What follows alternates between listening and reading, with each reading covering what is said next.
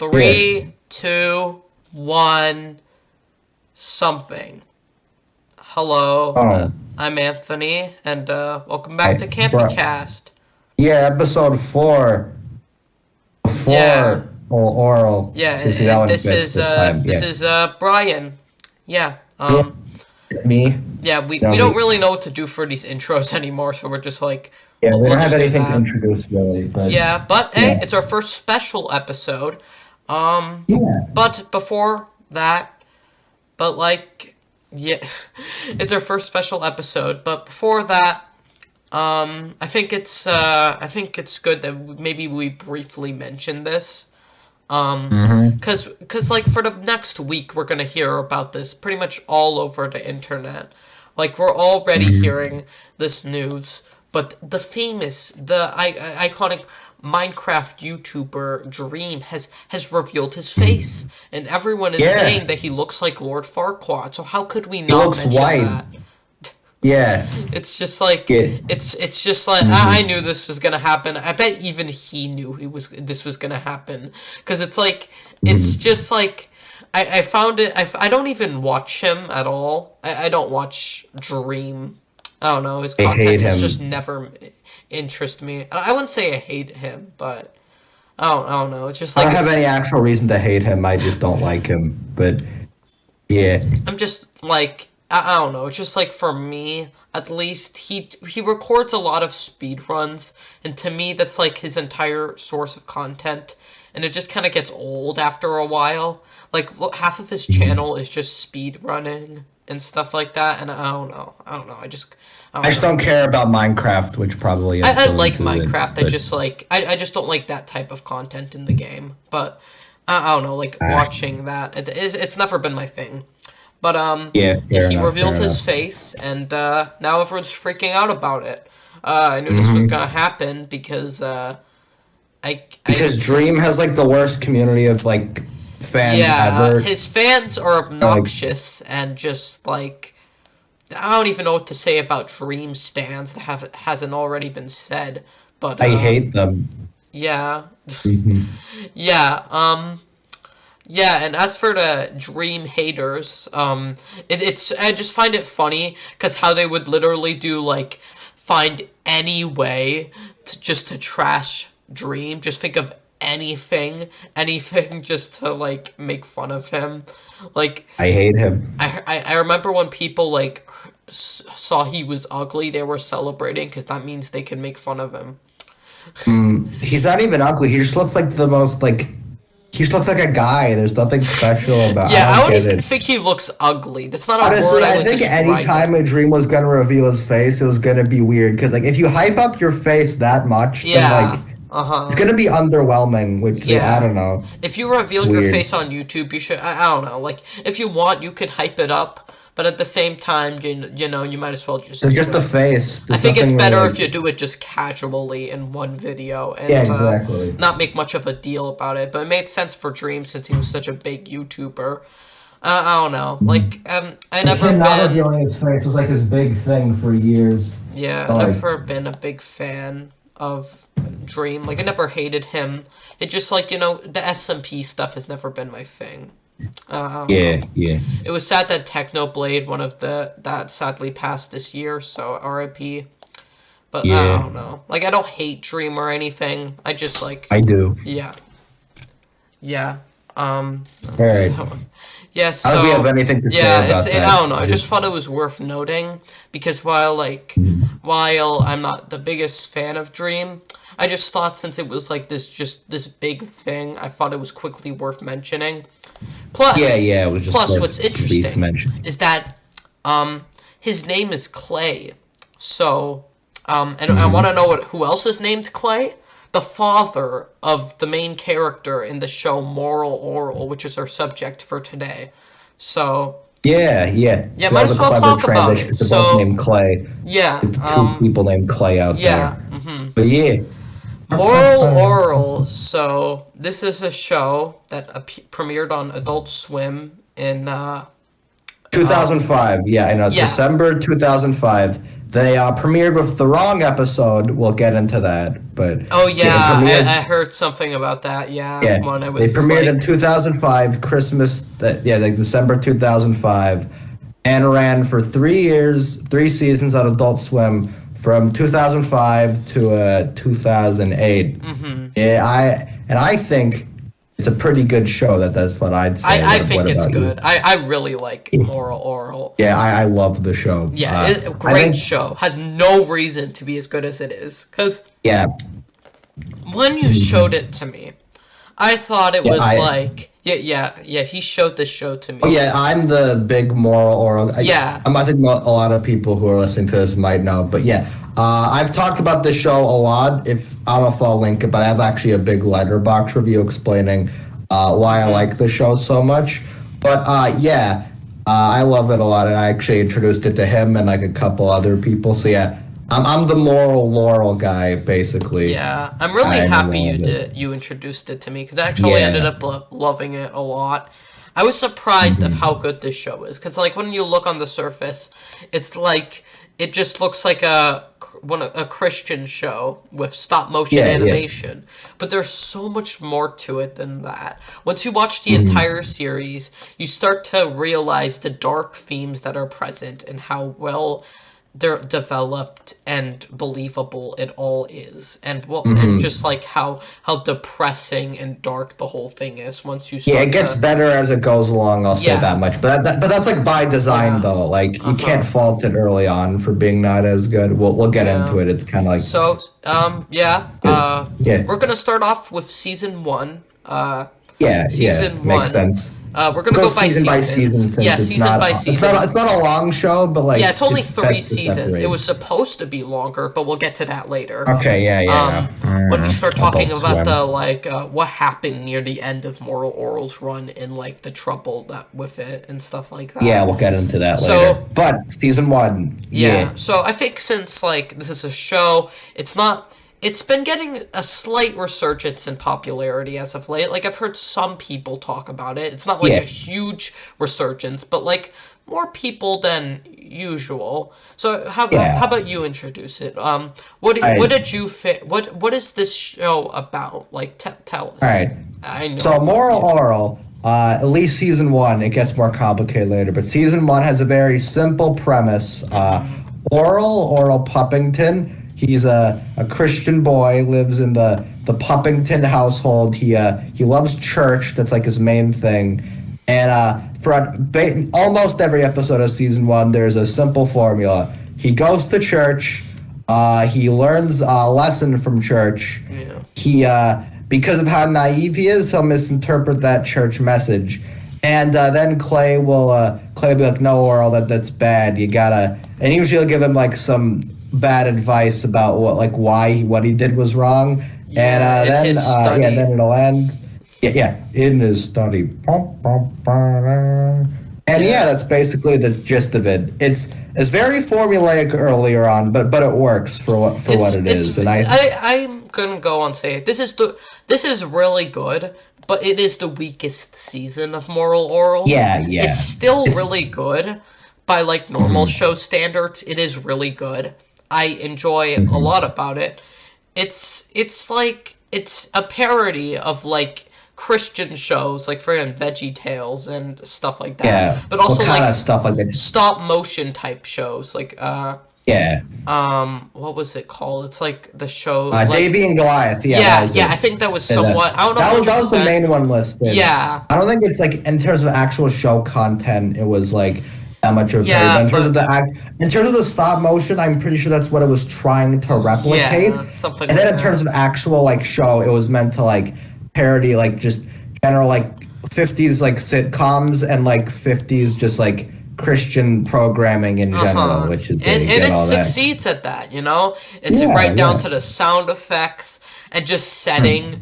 And stuff the music, like that. That's the main thing. The music is great in the show, and it's interesting how it evolves over time. The music in season 1 is very like uses the same kind of Christian like sounds and like sound effects mainly, and just soundtrack in general, and that works too because what I love about season one is this becomes less apparent as the show goes on, but for good reason as the show evolves.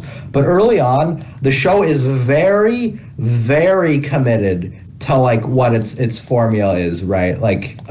Yeah, like that, and like just trying to have that vibe of like a Christian cartoon or whatever. Yeah. And as such, no matter what's happening, no matter how violent or how like fucked up what's happening on screen is, it always has like the same like Christian like sound effects and like the same soundtrack. And that adds to the comedy of it because it's so committed to being like this thing that like you quickly realize it clearly isn't. And that's what a lot of like the comedy comes from. It's very committed to acting like that. I like that about it a lot. Yeah.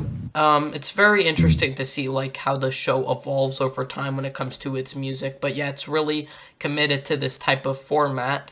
And like I'm happy that oh wait, yeah. Spoilers for the entirety of Moral Orel. All of it, yeah. Just all of it, and so yeah, just all of it. We're gonna get into spoiler territory from now on, and we definitely don't want to feel limited because there's a lot to discuss with this film's layers, as the Ogre Boy says.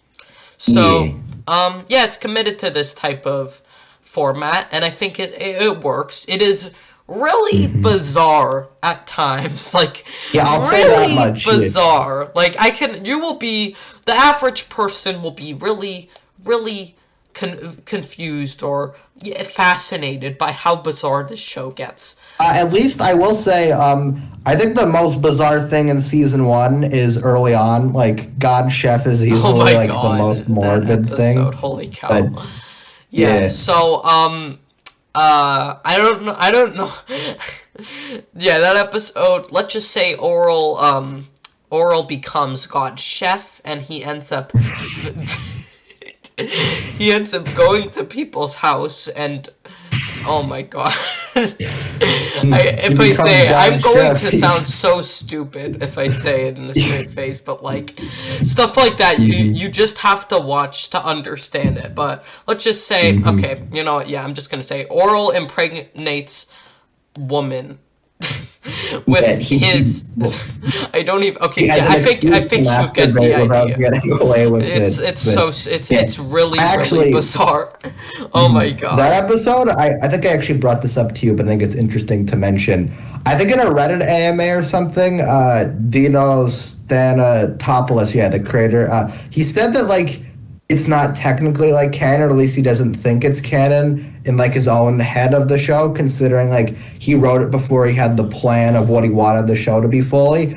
And I kind of like that in one way, because, you know, if you think about the greater concept of the show, Orel just kind of gets away with all this, which kind of makes sense because, you know, Clay's, I guess that's later spoilers, but Clay kind of, since he runs the town, he'd let Orel get away with that. I kind of like that idea.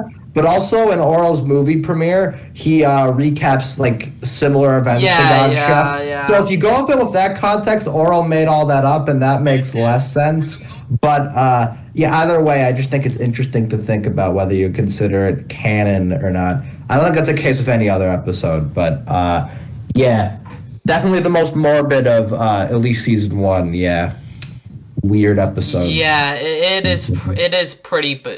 is really bizarre, and it's like so bizarre that the creators don't even want to consider it canon. That's what's funny about it.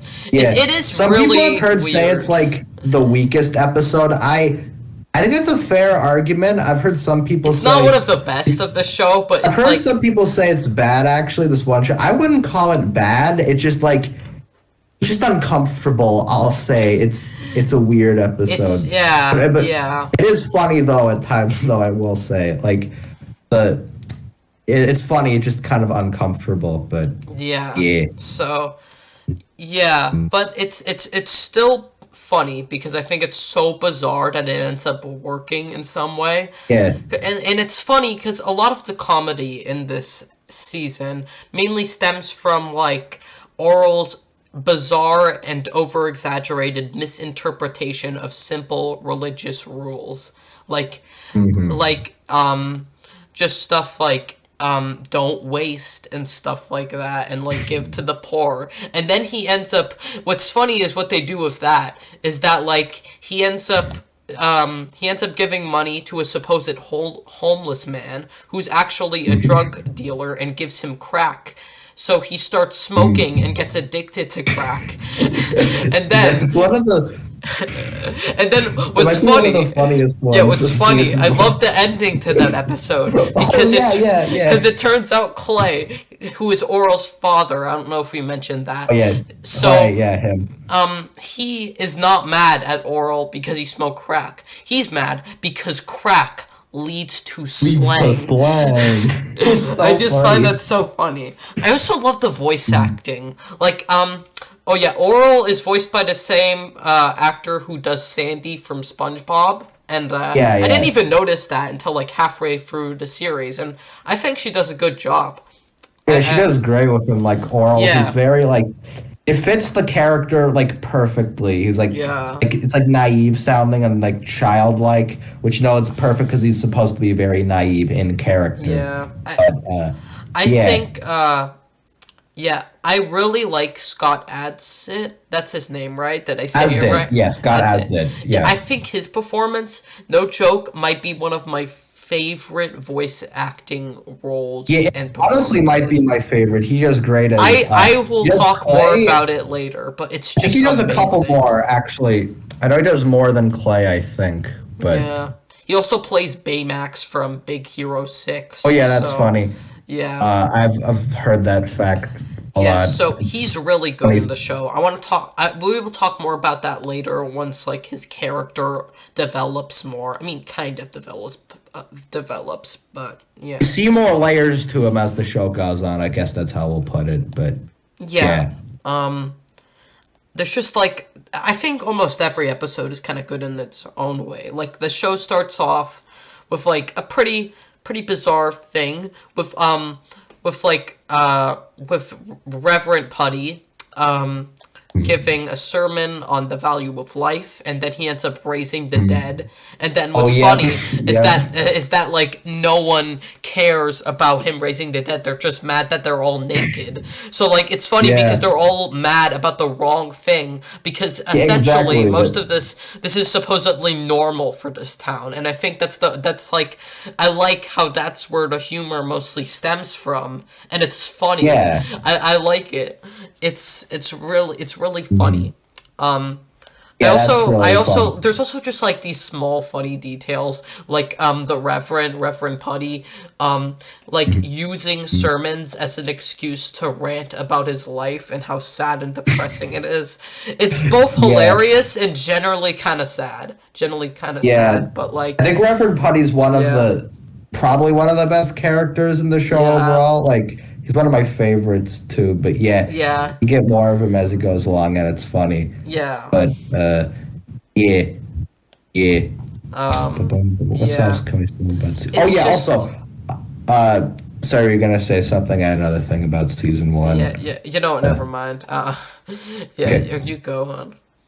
So what I was gonna say about season 1, right, is I think one of the best things about it, and I bring this up in my Letterboxd review, but what I love about it is as the season goes on, you kind of get like, and this is how the show is like strategically designed this way. As it goes on, you get like more layers to you get to see like more of the hidden like depths of it, or like that are like more of the established dark in side this stuff. season. Because at the beginning of the season, right, I want to say the first couple episodes are like, the first 2 are Lord's Greatest Gift and God Chef. And from those first 2, you get like, you can see that Clay, he gives like unconventional advice, right? But he's not like an awful, like, you don't think he's an awful person right away. He's just kind like of a terrible unconventional. parent yet. But it just kind of like, but that fits with like the parody aspect of it. You don't think he's malicious. But then later on, like you said, with the slang thing, right? That's Charity. Charity. In that he doesn't really even care about the fact that his son got addicted to crack. He just cares about the slang thing, which is really funny in the episode. But then at the back of your mind, you're thinking, okay, maybe he's not such a great father, right? And then as the season, you get more and more of that in we should Loyalty, talk yeah. about the Mhm. finale like at the end Yeah, because I we'll think talk about that in a sec. that's the episode that kind of starts setting the stage for what the Yeah, future is in store for this show. yeah. So And I don't have yeah. the exact episode, like that exact episode list, right? But even after that, you get later in the season, loyalty. Yeah, that's what it is. You get that one. That one's even more further because Oral and Joe they like beat up this random gay couple, and they don't even and like Clay doesn't care about that. He just cares that Oral left his other friends to do it. And then that's fun, and that's also Yeah, that's funny. funny. Like you show as a go. Oh, and also I think that episode he gets like the other kids Yeah, he drunk or gets them something. Yeah, drunk. yeah, Like, yeah, wow. yeah, Oh my yeah. god. Like, Yeah, so then by then you're like, okay, this guy isn't such a good father at all. But even when you see that, it's still under like the sitcom like lens or whatever. He's still like, even if he's being an awful person, he still kind of acts and sounds like the generic sitcom dad. But then in episode 9, right, that's maturity, and then that's the first like scene. There's like the scene in like the middle of it where you see Clay, he's arguing with Gilberto for the first time, and that's the first time you kind of see him act like there's like no filter on him. He's just acting like a yeah. complete asshole. You see it there. He's just and then you see like that's setting it up further. But even then, even when he's acting like that, you still have the typical, you have like the sound effect and stuff behind it. You like see that there. And then it's not called as much attention to immaturity since it has like that, it becomes about Oral getting Yeah. drinking, We which is we know that like who knows, maybe they argue at times that couples do that, but we yeah, don't but know yet how bad their the relationship extent, truly is. yeah, that's the extent. But it's like And then that's foreshadowed where we'll briefly. And then after that, obviously, is the finale, which is technically the premiere if you want to look at by air dates, but that's stupid. But yeah, then the Yeah. best Christmas ever. That's at the end. And then that's a great finale because you get the foreshadowing from the previous 9, and then you see how it all comes together, and you see fully how broken like the Puppington household is. Like, and then like that's kind of that's actually foreshadowed to how Shapey's not their kid. That's foreshadowed earlier because you see he looks similar to Stop Frame, who's I think he's introduced in loyalty. Oh yeah, that's But the yeah, conflict that is like that is the minor side conflict that is like yeah, like we see briefly we see Clay like in his study, he's looking at pictures of Shapey starting to realize that it's not his kid and realizes yeah, that like Roberta cheated on him. But like yeah, yeah. but what happens with that is actually really interesting. I can't wait to dive deeper into like the other parts of season 2 and season 3, which like Yeah, help yeah. explore this in a really dark and well done way. Yeah, yeah. But anyway, back to what I was saying, because then once you get to the finale there, that's when, like, fully you realize it. Like, from there, there's, like, no filter. Even then, I think the oral scenes still have, like, sound effects and everything like that. But when it's just Clay and Babora, like, arguing, it's, like, completely unfiltered, just, like, a natural, Yeah. like, conversation. It's like That's quiet. and There's then, no music at times. Like yeah, it's and because at times it is essential that we view this world through Oral's childlike innocence yeah, and that's where the music perspective. comes from, actually. And it's We'll like get into that, interesting but, because we yeah. start to see. I'll talk more about this in season 2. We start to see him, maybe start to question more stuff about like, his like His life, faith, and just, like, his the town in faith, general. and just like the town and stuff like that. But like this is just like the start of it, you know. Like Yeah. it's essential that we view this from Oral's perspective, so it makes those moments hit harder, and we want to see, like, we're curious to see how Oral will Yeah. uncover this and stuff like that, because Yeah, that's actually that's another what the cool series thing. Like, starts to build to. Like it not yet, but it starts with that, you know. It starts like Oral is really unaware of the cruelties Yeah. the world has around them, and even some of the residents of Moralton, because they use like these aspects of religion to cover up their terrible actions, you know. And it gets even worse in season 2, but like yeah. yeah.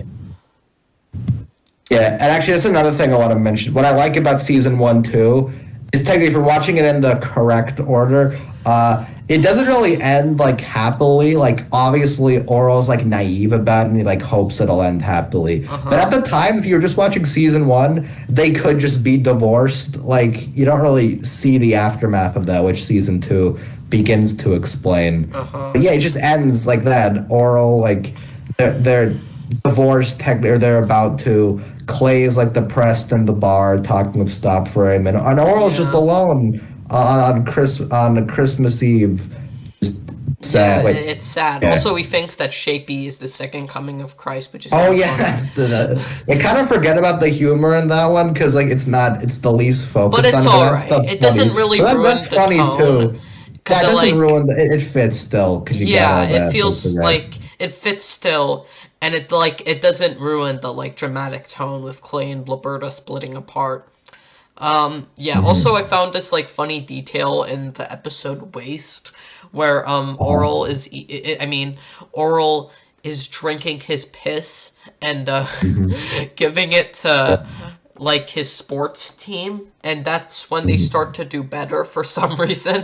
I just find that hilarious. I don't know why. How that works, it's just so bizarre and out there, and the fact that everyone treats this so casually, it ends up just being hilarious. Yeah, and then Clay drinks his piss. And then he's all like, and like he thinks it's familiar because he's drank piss before. Like it's implied that he has done it before. Also, I don't know if it's just me, but on first viewing of the series, I actually didn't know till like halfway through season 1. It definitely was implied. I wasn't like 100% like.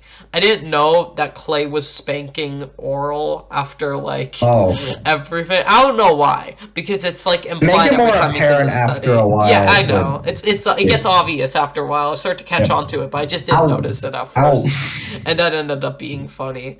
So and like I like how unintentionally harsh Clay is at times, and like how he really is trying to mold Oral into a younger version of himself, instead of letting him be his own person.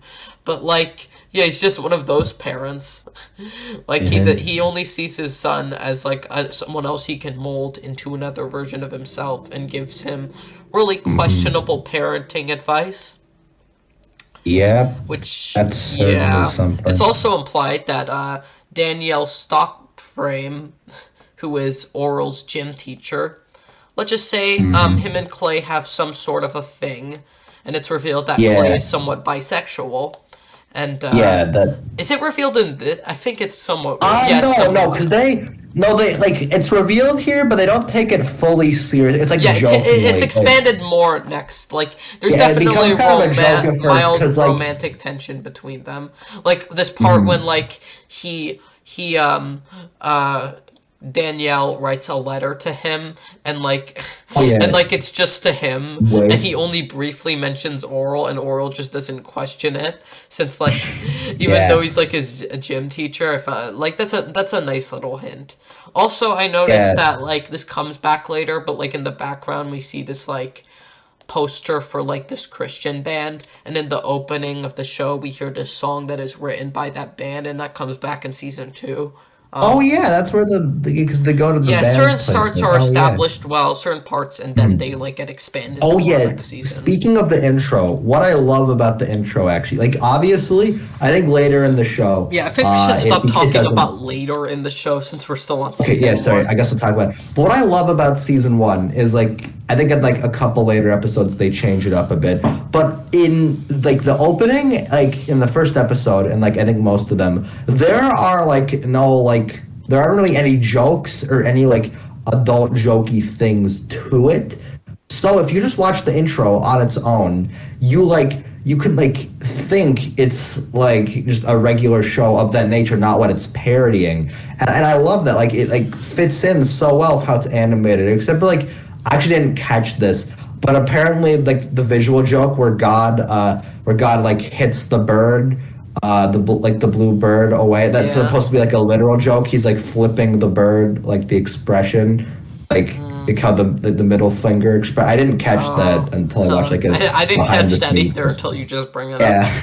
Yeah, but anyway, that's what I like about, like, you can go into it and like not get that it's a parody, and that adds to like the depths of it. It's really clever and unique. I like that about it a lot. Yeah, And yeah. yeah, Yeah, there's other episodes such as like I like there was this episode when Roberta tells who is Oral's mom. I don't know if we mentioned that, but it oh was yeah, yeah. definitely yeah.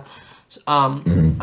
How like she tells him that God's inside him, so then like he starts Hmm.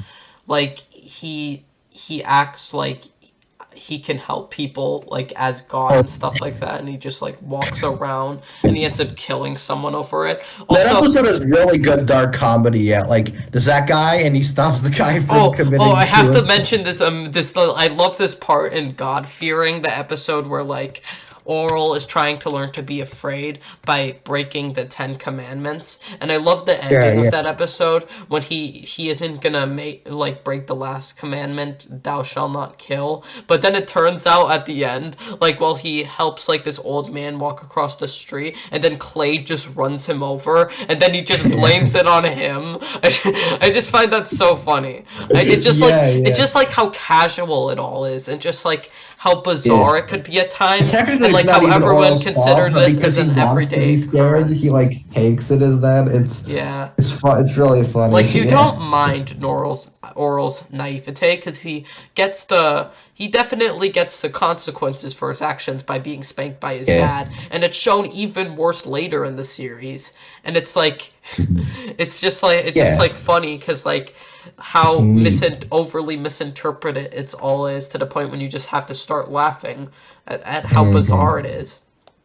Like this episode Yeah. where you know, like I like the Which part, one? yeah, Blessed Union when he ends up getting Oh yeah, his, the blessed. yeah, that was, Oh yeah, yeah, that one. yeah. Yeah. I like this part. I Hmm. noticed this part that's like good foreshadowing in like that episode that I wanted to mention. It was like when Oh, okay. when Clay was throwing darts at a picture of his dad, and then I'm like, huh, I wonder why he hates his Oh dad so yeah, much. that. We won't talk about Oh that wait, yet, but that. yeah, Oh, there's another piece of foreshadowing that I'll bring it up when we talk about season two. But they foreshadow it in another part that's clever. But that's neat. That's neat, actually. yeah, Yeah. yeah. Hmm. It's good. It's good. Yeah.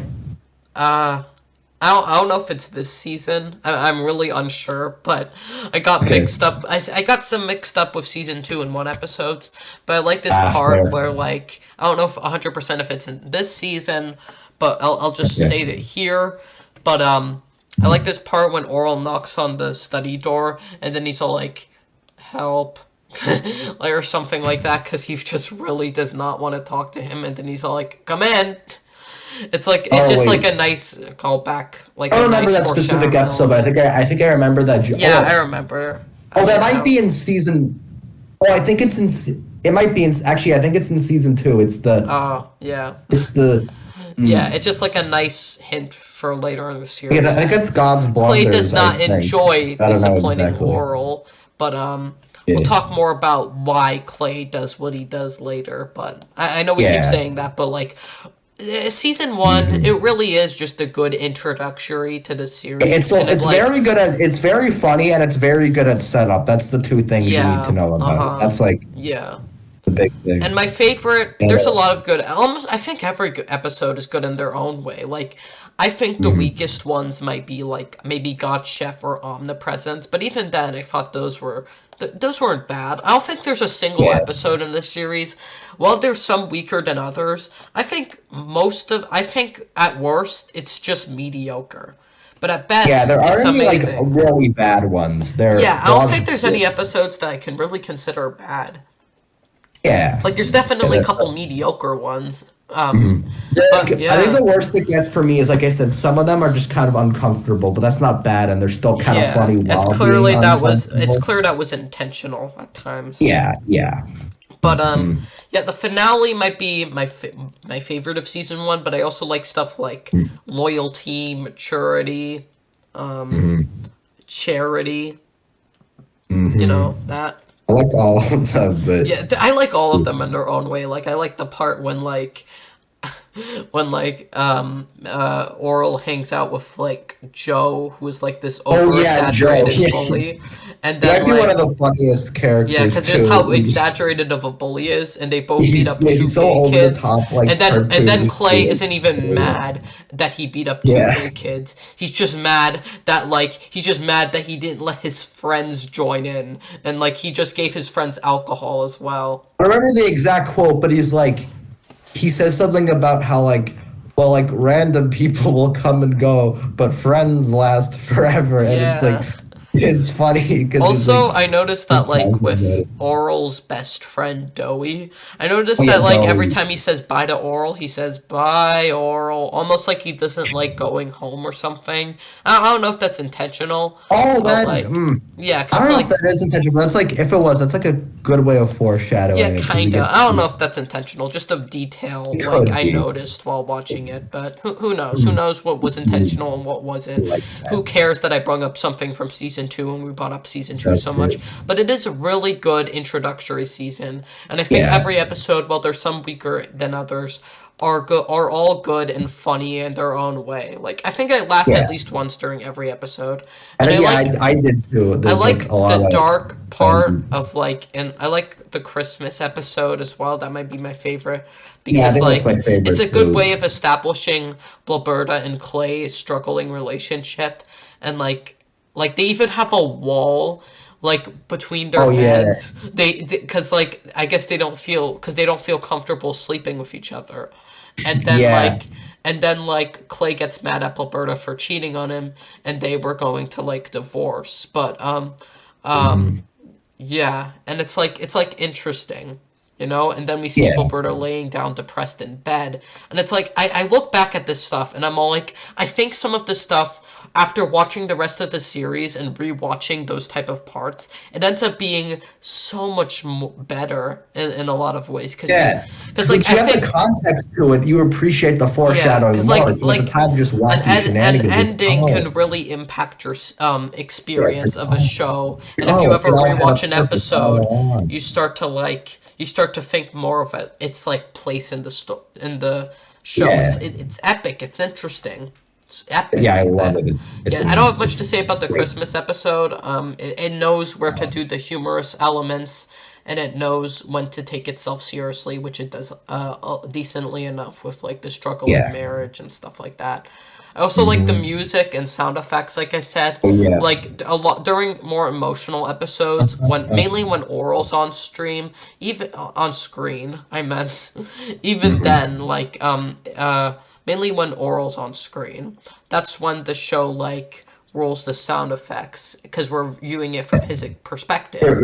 It's like I said, it's like a Yeah. childlike perspective. Uh-huh. You Even for obviously that's more what it like all episodes happens. that take itself more seriously, like the Christmas episode, there's still those sound effects. And Yeah, but yeah. they designate it, which is good. Whenever it's just like Clay and like them, they're talking, and then Yeah. when it'll cut back. I think there's one scene specifically where Clay's talking about he doesn't remember conceiving Shapey. Like during that scene, like Over's overhearing it, and the actual scene doesn't have the sound effects. But when they cut to Oral hearing it, it does. It's like Mm-hmm. purposeful, showing the different perspectives. And then obviously at the end when it gets sad, Oral, like a part of that childlike perspective, it like breaks away. So that's why at the end, for like tonal reasons, it's not Yeah. there anymore. And then when Clay's talking to Stop Frame, it's not there either. It's very purposeful in how it's done. It's Mm-hmm. really I really like interesting. that. Also, I like the music that the Puppingtons are listening to in the Yeah. car for some reason, like the Christmas song and like the Yeah. On is the the opening, and I enemy. love the credits music too is really Da nice. da da da da da da. It's good. It's good. It's like catchy in the same way the like like the theme song for um Funny like test. yeah Johnny yeah Funny sure test. why the hell not yeah Funny sure. test. Also, yeah, we kind of brung up a parody of like kid shows last episode and talked about the Don't Hunk Me Oh and yeah, Sketch yeah. series. So I actually do think yeah, they're kind of. I don't want to say they're similar since they're really they not. But definitely like have I different think on the base, I purposes. kind of appreciate them for similar reasons because like they Yeah. could both easily be really bad. It could end up like obviously this is kind of it's a low blow, but it could be something like I don't know, Sausage Party where it just like like just the joke is just it's the kid friendly thing. I really but, hey guys, sausage. It sweared. Oh my gosh, it's hilarious, guys. Holy cow! Oh my god, that is so clever. It's amazing. 10 out of 10. Exactly. It's so deep. Do we have anything else to say about season 1? Actually, I think I'll just mention the one thing. I briefly touched upon it like twice, but I'm just going to mention the airing order thing now since it's kind of frustrating. I think season 1 is the only season that had it out of order. I think like one episode of season 3 was earlier than another, which is dumb since season 3 literally goes one out of blank in all of them. So that's weird. But anyway, so, for those who don't know, I touched on it. Season 1 is aired completely out of order. They didn't air it in the contended I heard of broadcast that. I think they order. aired the Christmas episode. I know you mentioned this earlier, but they aired the Christmas episode first, which was the finale of season 1, which was not good. And because how will they feel the impact if not only is it just dumb from a story perspective, it's not only is dumb from like a narrative perspective, because you're not getting the build up of it transitioning to the darker tone at the end when everything's revealed. You don't get that. But also from a story perspective, it doesn't make sense because you watch it in broadcast order, which is like how Adult Swim did it. The story makes less sense because at the end of it, you're left with that cliffhanger with Blurberta saying like she's gonna break up with Clay, which obviously she doesn't, as we know from season 2. But if you're watching it in broadcast order, you have that held over your head, and then the next couple episodes you're like, okay, well, you're just not gonna adjust that? Are we ignoring that? Like Orel's worldview, it got like kind of got partially shattered there. We're gonna forget about that. Exactly. Like, and they won't feel anything for that because they did not see the other That's just the one thing I want to mention. The other 9 episodes. This isn't even the worst thing Adult Swim's done with the show, which is sad. But we'll get to that later. I think that's my last thing about season 1. I give this season 8 out of 10. Yeah. It could get a bit repetitive, I guess. I'm kind of glad that the show kind of mixed up the format more in season 2. But it's still really good. Weakest of the weakest season, but still really great. 8 out of 10. Yeah. What would you? Now give season 2. Well, sorry, I give it an 8 as well. Yeah. Yeah. So now we're getting into season 2 of Moral Orel. Season 2. This is double the length, with 20 episodes instead of 10. So let's just jump into it, as the one guy says. I forgot his name. Anyways, so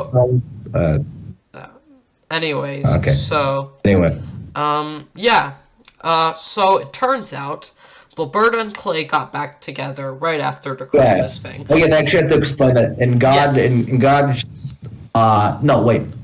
image. I was going to confuse. It was going to confuse with God Chef since the similar titles, but God's blunders. Yeah, they addressed that right at the beginning, and I like that scenes. The rest of that, actually, I think God's blunders might be one of my favorites. Not God's blunders, God's image. Damn it, there's 3 of them that have this similar. Yeah, a lot of similar titles with that. God's blank. There's 3 of those. But anyway, God's image. That might be one of my favorites of the whole show. Honestly, it's one of the funniest ones to me. But that opening scene, right? I like that because Clay directly says that they're only together for their image, right? For their own benefit. Exactly, just so they look like they have like a good image on the outside to the other people of Moralton, which to make doesn't them work jealous. the best. Like some other people end up kind of becoming aware as the show goes on. But I like that because not only is it like you kind of get more into Clay's character there, how he kind of they're kind of stuck in this like rut, which even. I know we said season 1 builds up to season 2, but that aspect of season 2 builds up to season 3 better when we get to see more of their kind of depressing relationship. But another thing that foreshadows that I love is that thing is him caring about his image, right? That's like a normal thing at the time. Just that's just because how Clay is. That's how his mind is. But no, he's also doing that. Because whoop-de-doo, he's also the mayor, so he has to have a good image on that front. So I think that's clever foreshadowing for that. Yeah. Also, I love the rest of the episode too. Yeah, God's Image, so one of my favorites. yeah, I think it starts off interesting because this is like it's clear that there's more tension in the Puppington household right after that. It's like it's clear that Hmm. like there's consequences for stuff like that, you know? Because on paper, Hmm. this might not be the best idea, because, like, you set this up only to go right back on it. But it also Yeah, leaves the show into an interesting position that it develops more in season two, that I think it yeah, really makes up for this direction and makes it work really well. yeah, So I exactly. like the first episode, God's Image.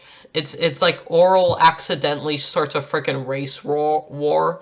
Yeah, It's like yeah. cause like with the Figurellis, because they're supposedly not made in God's image, and that they end up getting like serious life benefits, and then that makes Yeah, that's everyone in funny. The Laurelton racism mad, ends up and then, and like then helping them, which yeah, is funny. But like the firefighters refuse to help them after their house is burnt down because like they think they that they're too good for them or something yeah, yeah, in something some like way. that. Like Mhm, they think that the Figurellis think that they're too good for them, and then the fire mhm. spreads and he burns down Moralton, and then freaking like the ending with everyone just basically supposedly spanking Oral. It's like Mhm. it's really dark. It's a really dark start, and you can tell that the show has definitely changed a bit. It definitely Yeah, has, that's and one thing that, like I like we guess if I had to, mhm. like we Sorry, yeah. said in season one when it like established how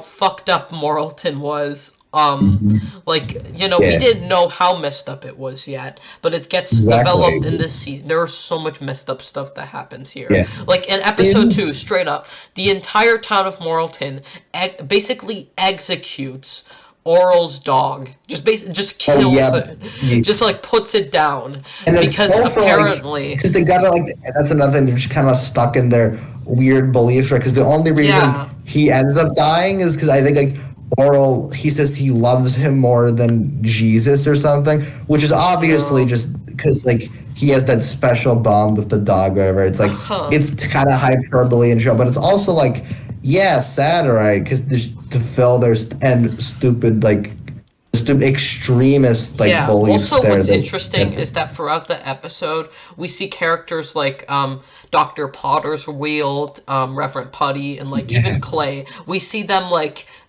getting mad over the dog for like taking away Mhm. attention from them. Yeah. And then they use religion as a good reason supposedly to Yeah, execute it. that's another They thing have I a want good to bring. excuse to It's do kind of it like of they're something they using their wanted to beliefs to do. justify their being petty, basically. That is really It's messed up. interesting.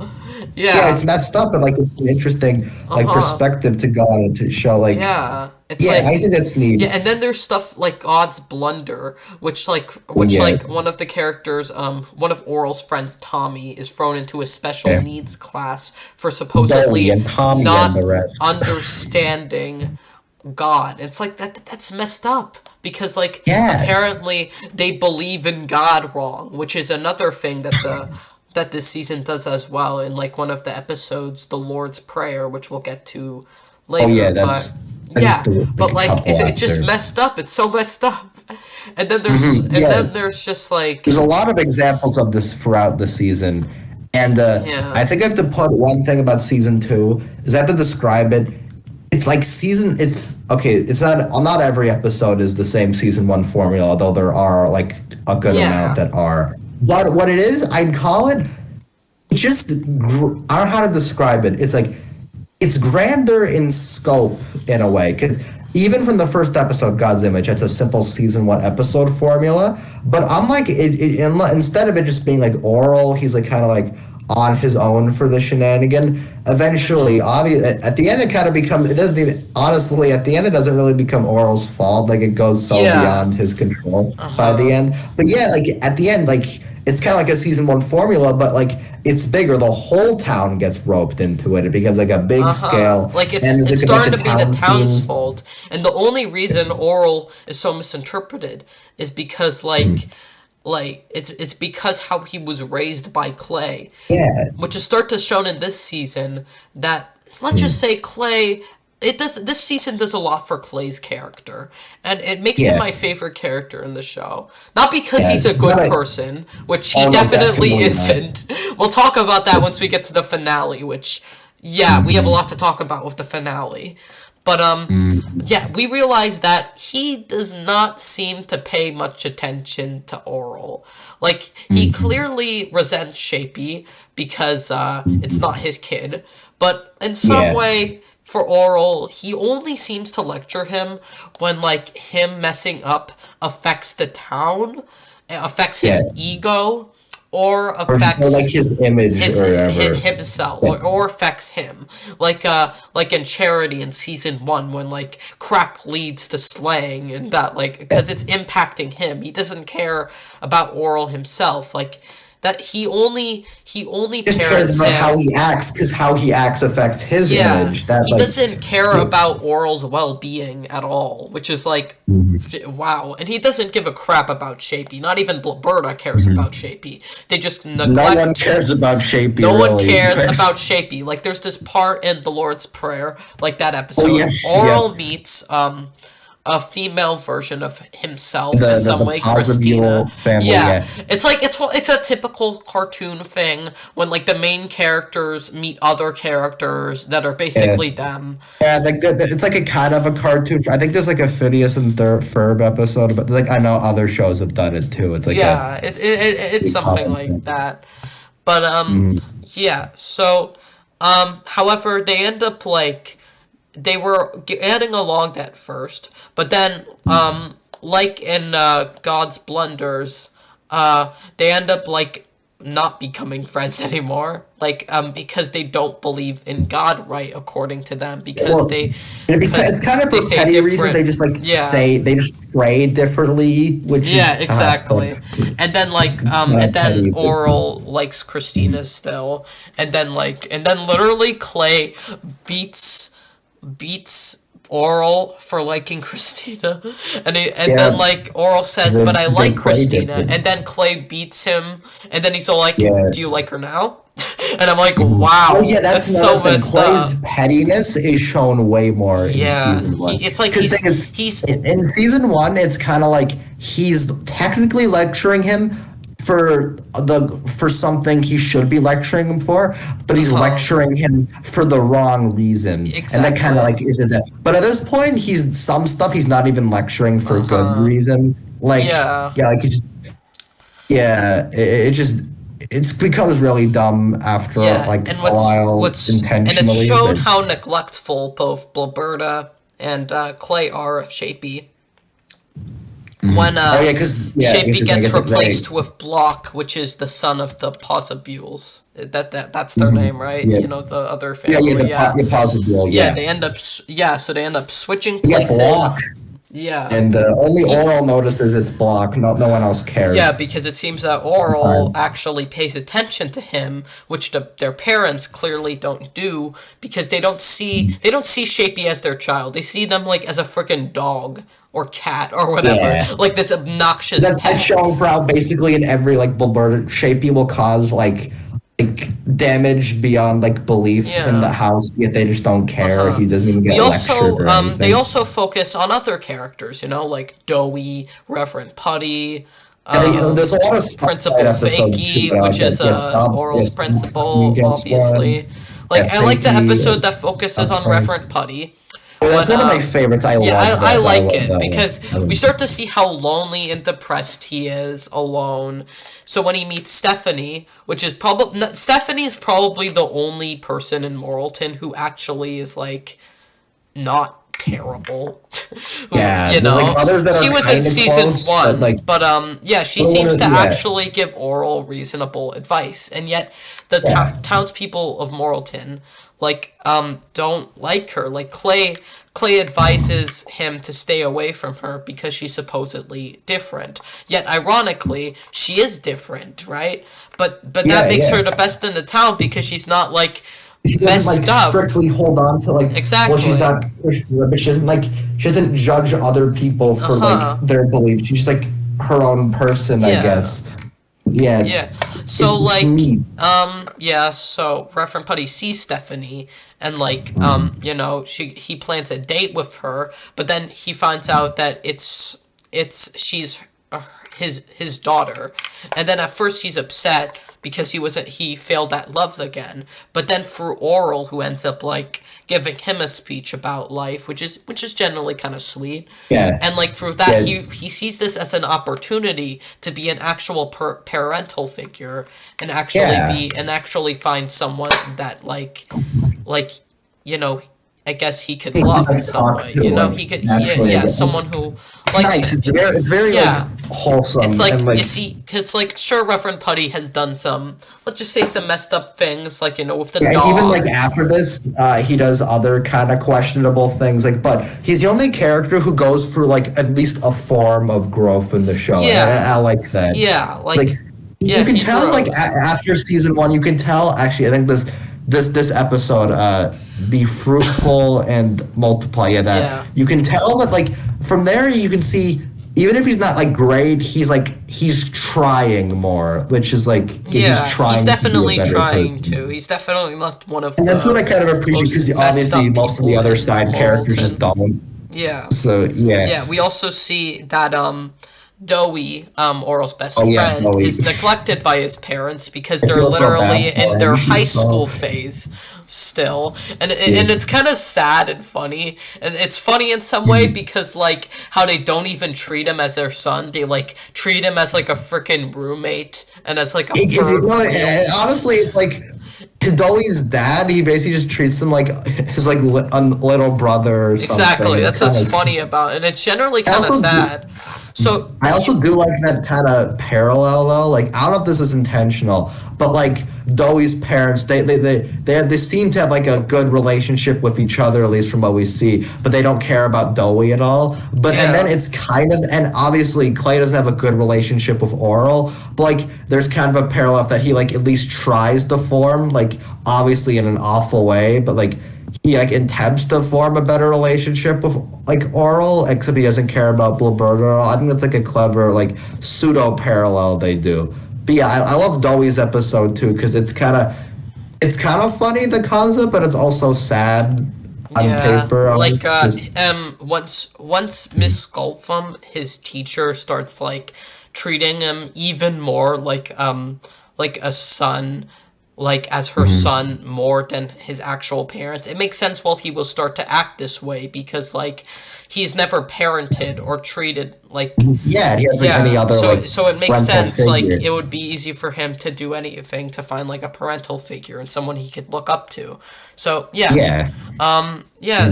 I don't know. There's some. Also I'll introduces admit. fan favorite character, Mr. Creepler. Everyone's favorite moral oral character. Is he the ice Yeah. cream man?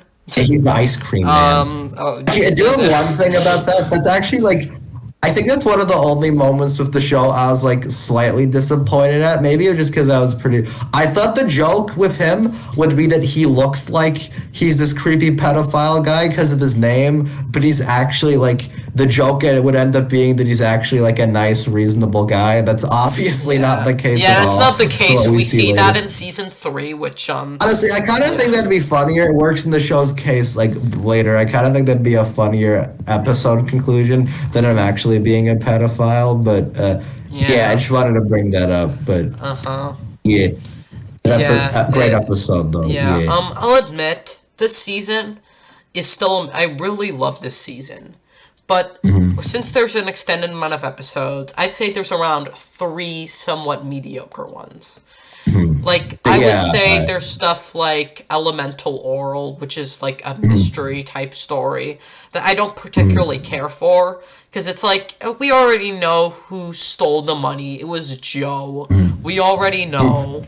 It's Because like I find the elemental oral funny, but it's not very I focused. like I'll say the that much. ending. I like the ending when it turns out that the reason like Blaberta was working for another family was because that Clay likes watching Blaberta be a housewife to another family and it excites him.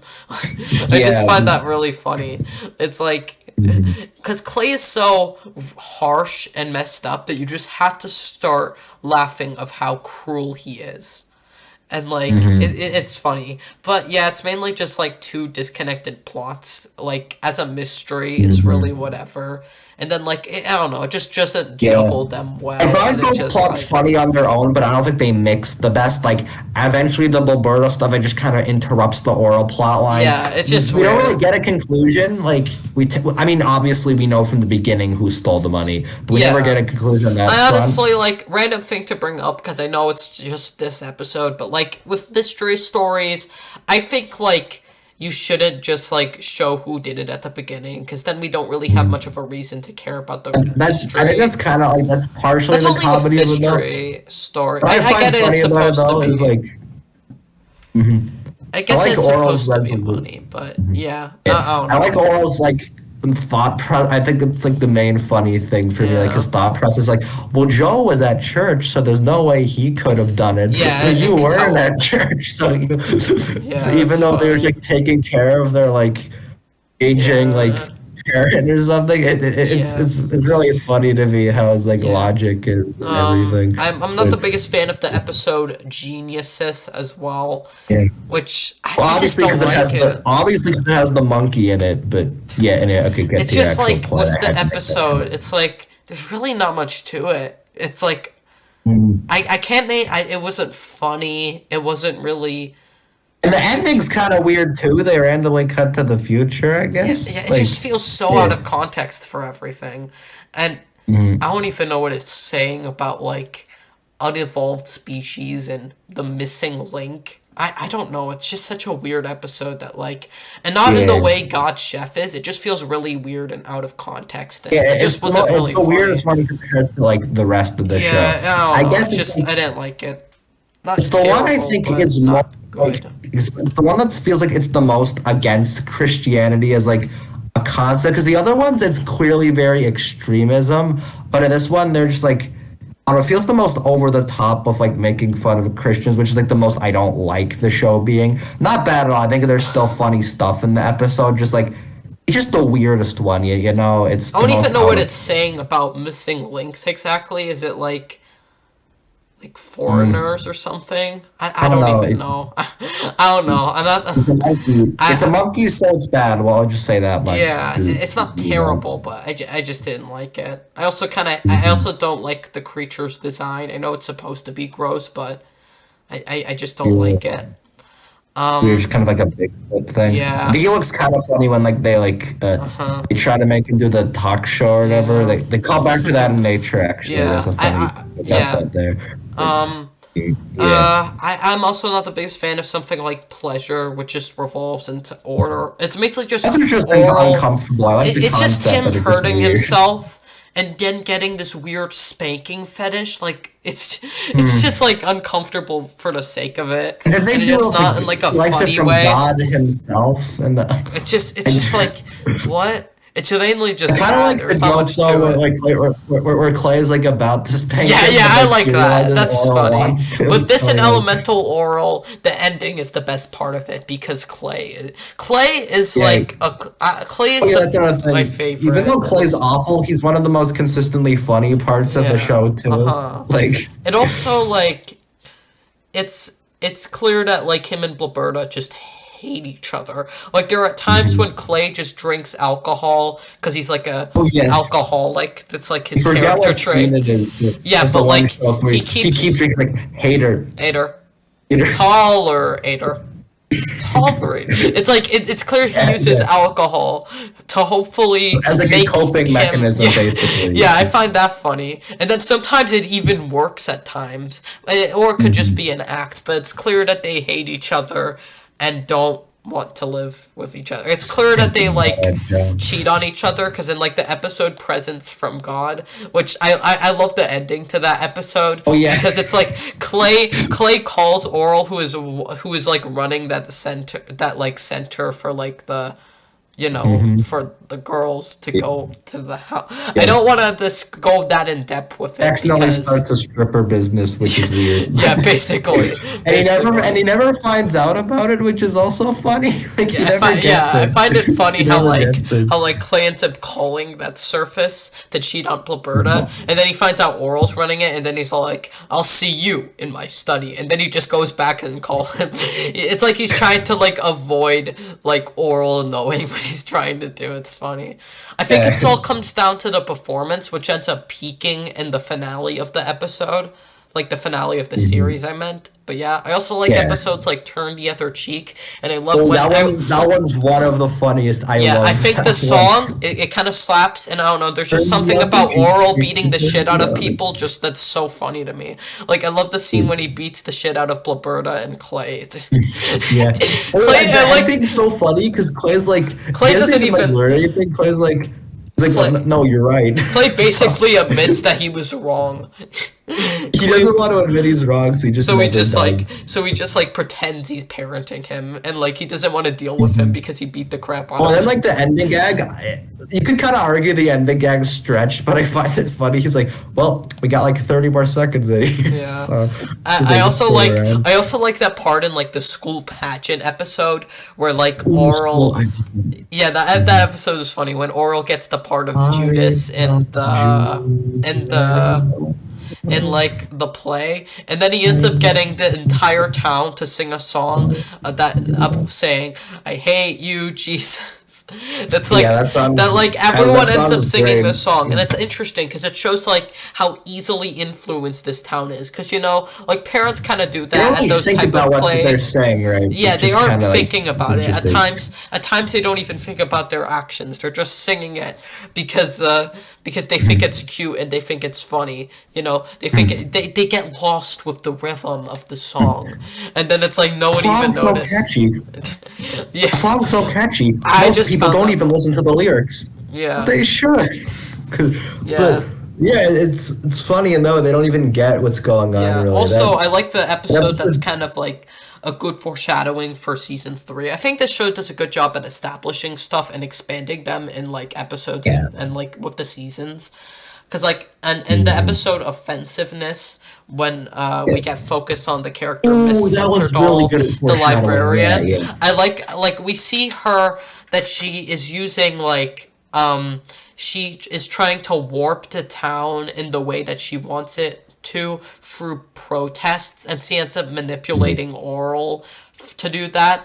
But when Oral ends up seeing that eggs come from naughty places, and then it's all like outlaw all the eggs that come from between the legs, and then I love that like that montage of them like just doing that all over town, and then that doubles actually. That's good commentary and great foreshadowing. Yeah, it's good commentary because it eventually just comes down to well, it's like a subjective thing. She only outlaws what she doesn't like, basically. Exactly. So we see that like what she's doing being turned on her head by Oral, who was basically doing the exact same thing to her, but basically the only reason he's doing it to her is because of her.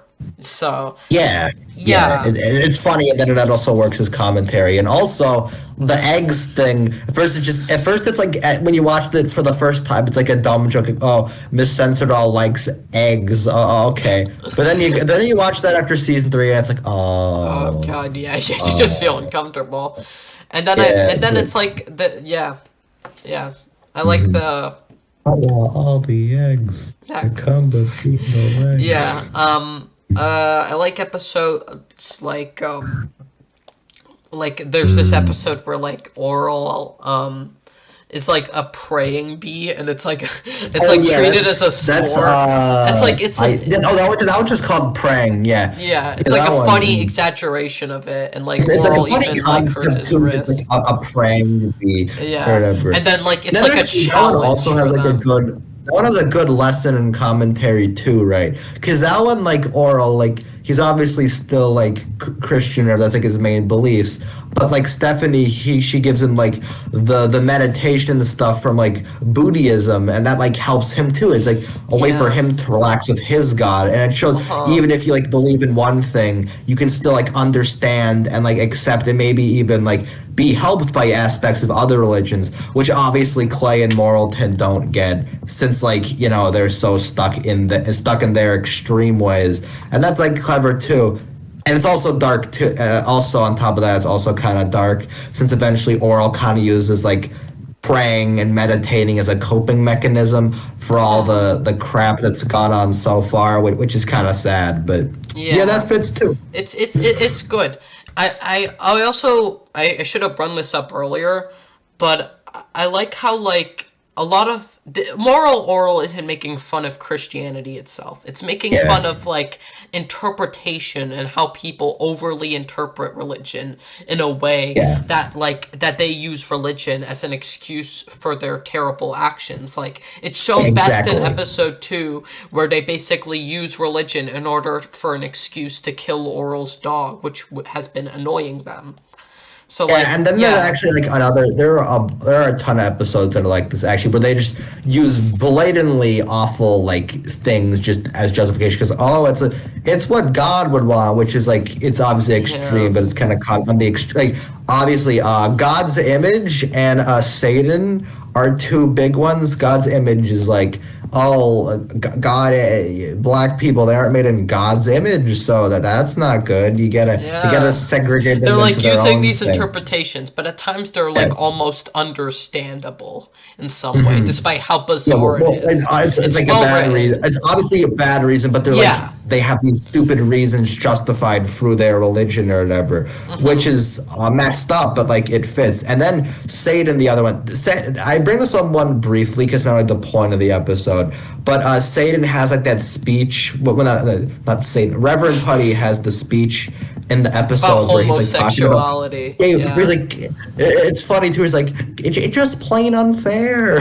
Yeah, because it says there's like the part in the Bible saying to be fruitful and multiply. So in this town's case, it means that being like it's like it's unfair for them. I don't know. It's dumb, but the show is self-aware because like it's not 100% offensive because it's mainly about like interpretation. It's not offensive because it's extremes, right? It's so extreme. I don't think anyone could take it as offensive. It's clearly over the top. It's really self-aware in a lot of ways. Just for the way everything is presented to like. How the show is like structured, it's really self-aware to the point when like it's not offensive. And if you do think it's offensive, there was an episode called Offensiveness. So and that one's not offensive. So there.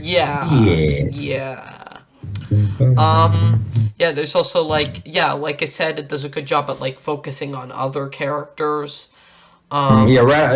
Principal. We talked about Reverend Putty and Doey's already. Focus us on Principal Fake. He gets his own. Ends up like repressing, like of how he's cheating on his wife with Nurse Bendy. That one's also messed up at the end. Yeah, because the ending he's blaming his wife for something that happened to his. At the end, he's like, it's kind of like it touches on a concept. Well, just kind of like lying to yourself about it, but like, which is obviously the wrong advice. But he goes so deep into it that he's lying about stuff he knows for like a fact was his fault, and it's kind of sad. It's kind of, and like that's actually another thing like with this show. I guess I'll put it. It does dark comedy super well. Like a lot of this stuff. It's funny, but it's also like kind of dark in a way. And like how it takes it so casually that it ends up being funny.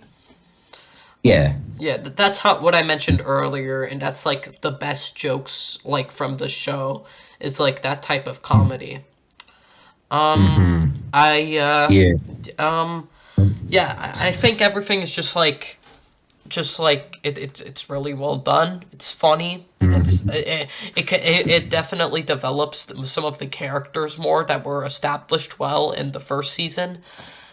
And just general world building in general, like we touched into more of the town and stuff. Like we kind of mentioned their beliefs and stuff, all that. So now let's talk about the last 3 episodes, since we touched on most of Good the. thing you specified last 3, since you were gonna skip out on Yeah, Oral's movie premiere. We can't forget and the about that one. and the last two episodes, Yeah, which is our are big one. yeah. So anyway, So Oral's movie premiere is honestly, that might be like the funniest.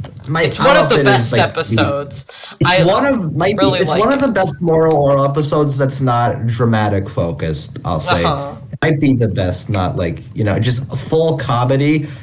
And basically, concept wise, it's Orel making this stop. Oh, actually, before I get into the concept, what I love about it is, even though it's not technically foreshadowed, the concept does not come out of nowhere at all, because it's about Orel making his stop motion movie that just kind of becomes a recap of season 1 and like early episodes of the show. But what I like about it is, at the end of the credits of, I think, some episodes they do special stuff with it. I think season 3 does it the most, but even season 1 does it. And at the end of every episode, Orel is shown making little stop motion movies on his own. You sometimes get to see them at the end. And it's neat, because the concept of Orel making a stop motion movie, that doesn't come out of nowhere in an episode, because canonically he does do that, it's just not at the forefront of episodes. Yeah, because at the end of like every episode we see him making like... This is Bible figurines. Yeah. It's like, it's also, I like how the way the stop motion is done. Like it's done in a way that I can see like a kid making stop motion. Like you can tell there's a lot of detail with it. Stop motion within stop motion, which is funny. It's funny. I also like just seeing the reactions of the other characters, like how how it goes from Orel complimenting Referent Putty to him being sad about it because of like his loneliness, and I like how the sheet that he uses is like the sheet that Clay sleeps with, like his blanket, and how there's like a pee stain, and then Danielle is like, It's like, wow. I just find that funny. Also, the season definitely does expand that relationship between like Clay and Stock Frame. Yeah, you get more of them. Season 1's like, there's even like a part. Oh, that's what Satan's about. Yeah, it's basically about him bringing Orel to some like Satan worship club thing, and he was literally going to. They're really even that immoral. They're just like nerds. Yeah, they're just nerds, and then like he immediately wants to leave. He was gonna like hypnotize Clay into falling in love with him because Clay had because Clay kept like holding like his bisexuality back because like he wanted a good public image in the town. And, like, it's interesting. It's good. Despite, like, maybe 3 episodes that I think are just kind of mediocre, I think most of this season is really good. So, yeah. Back to Orel's movie premiere. It's just, like, funny. It's really funny. It's like a meta episode, but, like, in a good way. It's, like, funny. Like, you get the events of the show, like, reinterpreted. And like, obviously the show's all from Orel. Well, season 1's mostly all from Orel's perspective, so you kind of get it. Yeah, it's also interesting because now the other characters get to see Orel's perspective as well. Yeah, and from like how he describes it, it's like it's so from like the mind of like a child in like that way. It's so like funny like that. And then also halfway through when Joe interrupts, that's funny because it's like. I think Joe's a funny character because like how exaggerated of a bully stereotype it is. But it's kind of like I don't want to say it's realistic, but like the way he like insults him, it's kind of like the way like a young child would he like insults everyone. Like it's an exaggerated like little mean kid. Like he's all like, "Ew, you're stupid." Like it's funny. And then like he insults pretty much everyone in the audience, and then he's like he basically commentates over it, and it's funny. It's nice to see him hijack it. And then there's just the subtle meta reference at the end of the episode when like Orel's like, maybe some things can be misinterpreted, and then he holds up the Bible because hey, that's the show, and it's at least subtle. It's all like maybe comments on how Moral can just misinterprets everything. I also like the part where like. I also like Dewey's impression of Clay, and I like how Dr. Potter's Wheel like reacts to it, and then he's all like, "Is this guy spanking his son?" And then Clay's like, "What?" And also that same doctor ends up literally holding someone hostage in one episode. Another fucked up thing Moralton did. Good for them. That was a good Doctor episode as well, Sleep. despite how dark it was. We'll get to that, but Um, yeah, yeah. that's Yeah, Oral's movie yeah, preview. yeah, it's good. It's good. As for everything else, ignoring the last two episodes, which we'll talk about in a minute. Yeah, overall good season. Some mediocre Yeah. episodes, like we Talking mentioned. about nature kind of separately, since it's obvious. It's when everything really changes. Like It's everything, well, just like subtle changes. it's when the show changes for the better. Because Like season two, permanently, in terms of basically. its pace, is definitely different. You know, a lot of episodes focus on like some of the same format Yeah. with like Oral misinterpreting something and his father lecturing him in the study, and then and then some just focus on other characters or like other different ideas that work well, and like it just focused on different stuff, other characters, other ideas that would suit like this type of setting and world, and it works. It's a great sequel to the first season, and like Yeah. while there's some mediocre episodes, the highs it's reached are some of the best in the show. So the highs are Yeah. so high that even some of the mediocre episodes don't And I don't ruin even it think for me. the mediocre episodes, they're still like, I have to emphasize, they're like bad by like, they're like not good by moral oral standards, but even still, they're like, I Yeah, think every episode I get like a laugh from. I Even guess like, so. Like even something like even Geniuses yeah, has which like is dumb probably stuff, but I still yeah. get Uh-huh. like morbid Yeah, I'm laughs not the from like biggest some fan of stuff. like how that over exaggerates like how the Christians end up like starting a riot or something, I guess. Like I don't even Yeah, understand what it's it's not as trying to good, do. It's just but like even still, it's it's just just still like funny in weird, that. but not in like a moral Yeah. oral way. But I do like that scene at like the church decently enough, Yeah. despite the rest of the episode just being really mediocre. And just being Hmm. like I don't know. I don't even know how to describe it. I don't even know what the episode is really saying about about Christianity, if I'm being completely honest. But I don't know. But yeah. Anyways, should we get on to nature? Yeah, I guess we'll get on to Yeah, nature this is still now. part of season two, but I think yeah. Nature So is, nature might is one of the best episodes we'll of the talk series. about, I think we'll talk, should we talk about both parts together? Yeah, Because, like, let's just I do think it kind that. of fits more. So it Yeah. seems simple Nature. on paper, Clay. He takes his son for a hunting Father trip. and son, or how would you like to go now? Father and son hunting together. And then Yeah. they go, And they end up go going on a trip hunting. together, and I find it funny how Clay like throws away all the stuff like the medical kit, Mhm. and like and then they end up going on the trip. And let's Mhm. just say Clay is a bit neglectful in some way because it's shown in the To put it series. lightly, he's not very Yeah, nice. because really think Yeah. about it. Clay only he disciplines Oral only when it affects him or his public image. He doesn't really Yeah. care about his well-being or like his life, you know. Hmm. But like I think the reason he wants to do this, which is explained in season 3 pretty well, Yeah. is actually like interesting Yeah, it's of why he interesting. would want to do The this one, because it would make him more sympathetic if he was a good person. I'll yeah. say it that. Because it's kind of sad why he does want to go on it, but Yeah, yeah. but like, Okay. yeah, because like on paper you're wondering, why would he want to go on a hunting trip with him if all the time he neglects it? Because he never cares about him, but then that's Yeah, explained. So. yeah, that's explained in Yeah. season 3 really well, which is probably going to be the longest discussion since, Yeah, yeah. probably.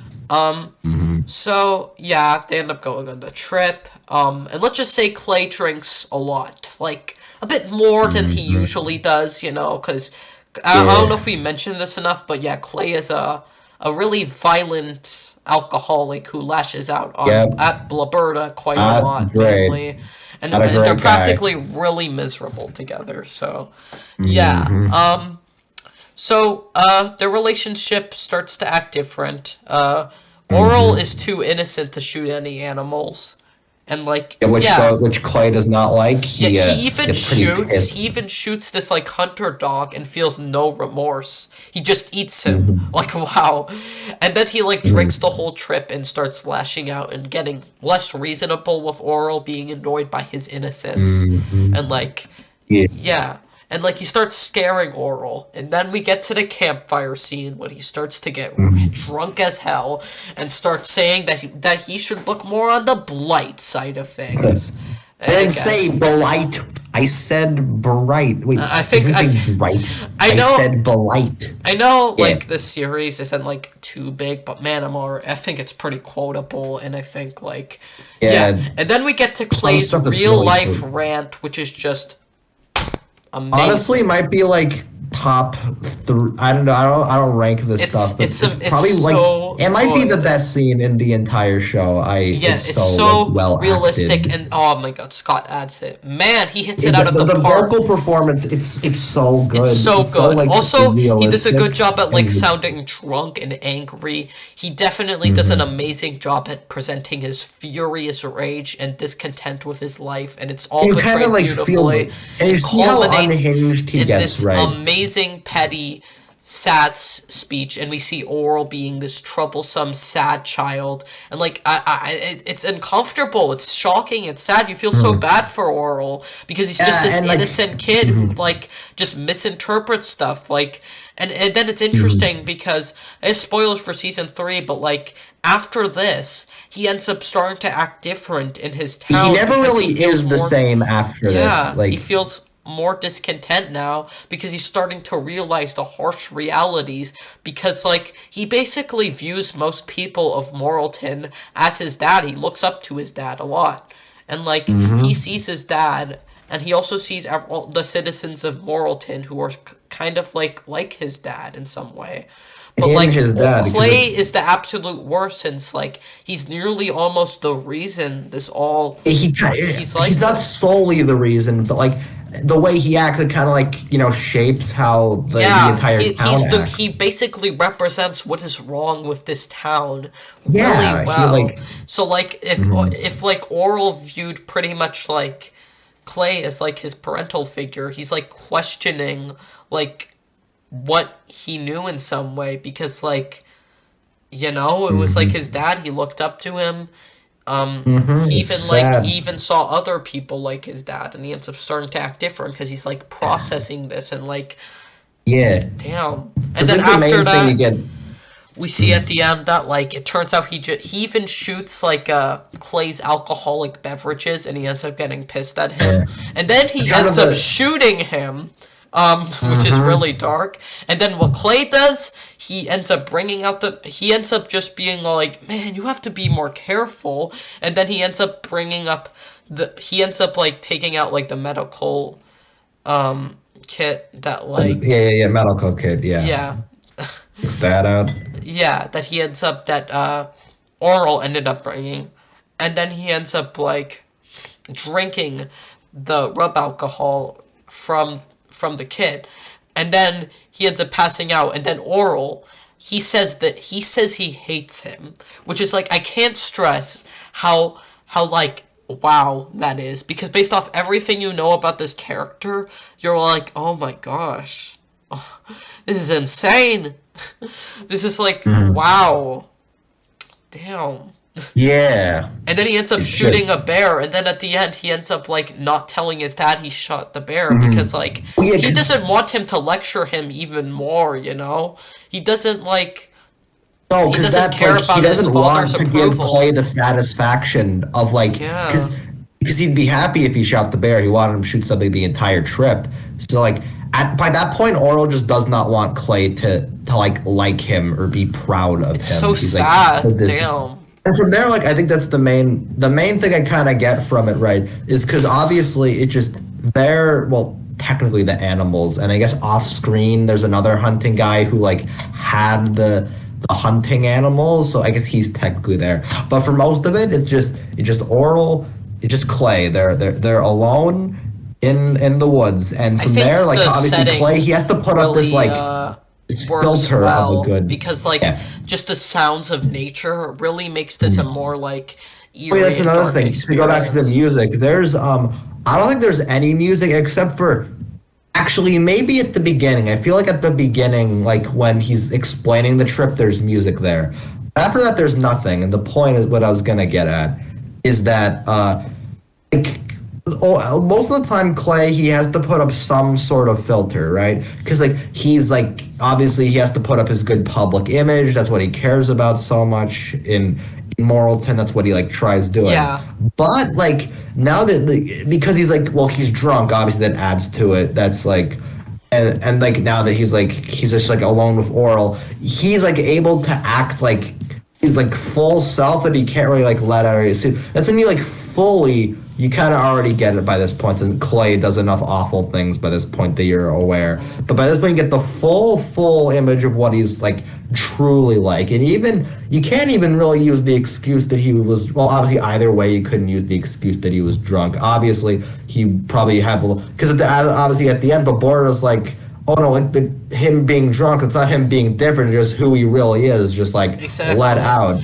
Orel has finally realized the man his father truly is, and it's portrayed in like there's not much jokes throughout the episode, and like it's clear that it's starting to lose like the innocent music and like sounds as the show starts to get darker and darker and darker, and it's all portrayed well in season 3. So yeah, that's nature. Amazing, phenomenal episode. The series from this point was all building towards this amazing, empowering moment. This like uplifting, just sad moment, and it's executed amazingly. It's one of the best episodes of the series by far. I think I did a rank, but I think this is like top 3. I just included both parts together since it's kind of easier to look at it. I think there's another episode from season 3 that is like probably on the same. I think I have one episode I like more, but it's amazing. I also like how we can interpret the title in a way that like it takes place in nature, but in nature in this case it's like Clay's true nature, like his true nature. So that's season 2. It was really good. We got a bit deep into that discussion. But like I said, some weaker episodes, but this was still an amazing season. I don't know if the weaker ones even drag it down, like I said earlier before we talked about I think there's nature. I think like almost most of the episodes are pretty great, and like and they're amazing moments in here, and it all culminates beautifully with nature. So I'll give it a 9 out of 10. Yeah, I'd say 9 too. A fantastic season. And now we get to season 3 of Moral Orel, which is we're gonna say this is the best season. And let's briefly talk about the troubled production and like. I guess this is when we can get into it. I kind of forgot about that. So I'll basically recap. So I already talked a bit about the stupid out of order airing thing, which is lame. But I think I think season 3 was actually affected by it slightly, but not entirely. For some reason, they aired Grounded on April Fool's Day before the rest of the season for like an April Fool's Day event on Adult Swim. I don't know why they did that, but for some reason, Grounded was aired before everything else. Which I guess technically works since season 3 is kind of out of order anyway at the beginning, so it doesn't even matter. But it's just weird since how stuff slowly is revealed. But anyway, so point is, big idea for Moral. We kind of talked about like how we like thought of it as and how the main idea was. The point is, basic idea behind Moral Orel, creator Dino Stanatopoulos. His idea for it was that it was going to be a 5-season show. And each season would be slightly darker than the last. And this season was already pretty dark from the start. Yeah, and that season led 3 to is its already cancellation after one of the episodes. Because Adult Swim was like, Alone. Pitched. I think it was Alone and Nature combined. They were like, nah, this is kind of getting too dark. We can't handle so this. They had to like smush some of the ideas in this they cut season 3 in half, I think. Yeah, they cut it in half, and then they was like, okay, you're done. You got to conclude the show now. Which sucks, but and it's so amazing that the season turned out as good as it is, despite its troubled production with it being canceled halfway. The good thing about that is that's actually why one of the other episodes. Wait, what's it? Yeah, Abstinence. Yeah, that's why Abstinence exists. That was one of the scrapped episodes. That was one of the scripts that they made and recorded, but because of the trouble production, they couldn't animate I it. think that, Some people like, behind the yeah. show animated it after it was finished. That's just a separate Yeah, thing I wanted to. yeah, it kind of like I saw that episode and it like showed some stuff that was like shown in season 3 in some way, Hmm. I guess. But like if it was in season 3, it would definitely stick out in some way. And it's Yeah, not an because amazing episode. It's not bad, but it's one of the weaker ones if I'm being probably one of the honest. weaker ones, but it's Yeah, still but fun. it's still fine for what it is. Anyways, Yeah. so I think we should talk about like in depth for most of the episodes, and I think almost every episode has something new to offer. So Every episode, the I think, opening of is this season, great. I said at the start how this show's music evolved, and I think it like Yes. Oh, there's something yeah. so Great. somber and like Love this. depressing and bittersweet about some of the music in this show, like how the opening of Numb, we see this like this dark song about depression, and like it Hmm. perfectly describes that like Blaberta and Clay's relationship, and it's like Hmm. wow. Wow, it's amazing. It's a great song, and it perfectly complements the tone of the show. Yeah. Same with all the other songs, like "It's Not the Time," like Yeah, the that song that song. plays at the end. That it's really somber, quiet, and like it definitely portrays Yeah. like the sadness that the show has like been able to demonstrate, and yet Yeah. it's just so good. Numb is a great episode as we see Well, like that's like the great thing because even from like you kind of get it from the end of season 2 because at the end of Nature there's no music. It's kind of the depressing end. But even from Numb, and actually I think most episodes of season 3 don't have the theme song. A couple of them do, but most of them open in like a different way. And obviously you get that from the beginning because they open with that like depressing song, and then from there, because this episode's fully without Oral's perspective, yeah.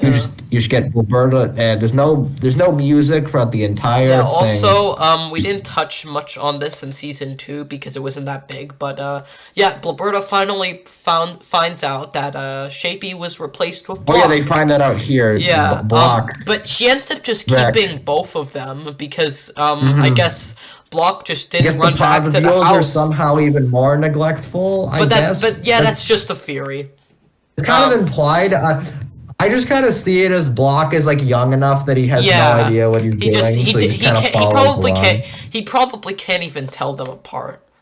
He can't even like communicate really. Yeah. So Yeah, and then like so now Blaberta just has two like nightmarish kids. So yeah, and then we see her literally hurt herself just so she could feel something and find an excuse to visit Dr. Potter's Weald, who has this really weird uncomfortable fetish for pain, which I don't even want to Yeah. talk about, since it is it's really kind of just uncomfortable, but yeah, I don't know why, but like yeah, It's- and then like it's like Blaberta sad, goes though, 'cause along with it because it's like she half realizes it's like that half a fetish thing, half she just wants to feel anything. yeah, it's So, so like, depressing. Like it's clear that she's depressed and struggling to find meaning or to be of use to anyone. And I also like Yeah. I know this is a random joke, but like I don't know if it's like a good joke, but I like the part when she walks into the hammer store Oh, yeah. and then like the guy is mad at his name is Mr. Know Him, and like I don't know why I just find that funny for some reason. Like it doesn't Yeah, really ruin the Mr. Know tone, but it just beautifully portrays like depression and stuff. It's a great episode. I love it so much. yeah. And then like it's just like wow. And then the ending when we see her leave, as we see like Clay like and that tracking shot, that's really impressive visually. Like Yeah. when you see it from Clay's perspective and like he's like moving around and everything. yeah. That Also shot, also forgot to mention this, but like Clay also doesn't feel any remorse for shooting Oral. Like he's just like Oh oh yeah. okay. Like, wow. Like, and it's interesting because this season starts to finally dive in. Like, we learned his origin story and how him and Blaberta met. And it's just like, wow. You can understand why he became this monster that he is. And it also is like... And that's even more sad because you kind of like get it, but it's also like, oh, Yeah. like that's not good. yeah. But yeah. Yeah, and then the next episode is about, like, how Clay ends up, banning Oral from church. and then he ends up literally going That's insane grounded. because literally Clay like grounds him and basically drives him insane and feels no remorse towards it, and he ends up having a vision about it, and then like Orel, and then like Clay, and then like he describes heaven or something or whatever he saw, and then Clay tells him to shut up because like he sees that everyone is mad, and like, you know, It doesn't his fit ego. like this idealistic like version of like whatever heaven. Like, And he ends up literally or, beating the pain out of him, and he ends up literally knocking himself out just so he can like see the vision of like heaven or whatever it is again in these like well-made terrifying montages. Like after getting electrocuted, he ends up like doing that after going clinically insane, and Clay doesn't give a crap. Like, wow, that's just so dark and messed up. Well, and also that also another thing. Like, I think Grounded is the best best episode of the show visually. Like the way like when Orel's like insane, like he has like all these little twitches and stuff. It's so well done. Like I can't imagine how hard that must have been to animate because stop motion or whatever. And then you actually get into like him like dying and ending up in. I think it's implied to be purgatory, which is like the weird thing, and he keeps trying to go back, but he can't. Yeah. And it's just kind of, it's like it's depressing, but it's also like it's so good. It's well done. Because like Clay's taking away Orel's coping mechanism basically from all like the stupid stuff. Yeah, it's sad. It shows how he's really messed up, Clay. He's definitely he's not a good father. Let's just say he's definitely not that. He's not the best father. Yeah, and also that also ties into this is where it becomes more apparent. I guess in season 1, like I guess I'll bring it up. Season 3, very unconventional story structure in the beginning, but basically the first episode we didn't mention, it takes place during the hunting trip. Yeah. And then during the end of it. They're all connected cool. in some way. But then in this one, you get to see what leads up to the hunting trip. Because at the scene at the beginning of Nature or like, I'll never do that. And there, with those. Yeah, it's kept vague. And then we see like an episode again. that But then you see, that's what he meant by that. And those in there. Yeah, he electrocuted Ever himself. again.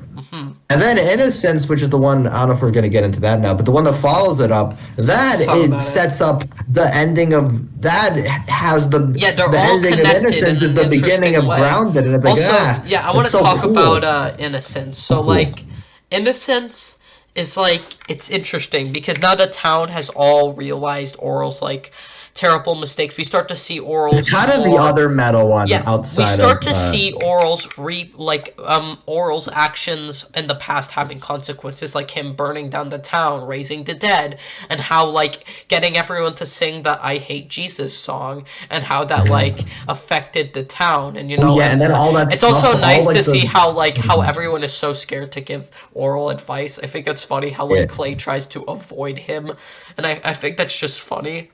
And like how everyone tries to avoid him, and it like kind of amps up like Orel's misinterpretations. It's also funny, and like Coach Frame, who just doesn't care, ends up like telling him about something because he doesn't care. He isn't even fully Christian. He isn't even like, he's the one who's like he like the least cares about Moralton's exactly. Sometimes he worships Satan. He's like, he doesn't know what he believes in because he only uses it for his own personal gain. Because he likes Clay. Exactly. It's both hilarious and messed up. So like, anyway, it's a good episode. Every episode in the season is good. It's also like, I think it's one of the funniest ones of season 3 by technicality because it and Trigger are the only other definitely comedic takes episodes itself of this more season. seriously, And it works because the rest of the season, the rest of the season, I don't want to say isn't funny because I think every episode still has jokes, even though it is dramatic. But obviously, drama is the focus now. It's not like the show's not like completely like it's like edgy now. There's like stuff that you know what I mean, right? It's not like jokes aren't absent. There are jokes. It's just a drama show now. Yeah. It's interesting. So yeah, that's a great episode. We'll just go through the episodes, because I think it's essential if you want to break down the season and why it's so good.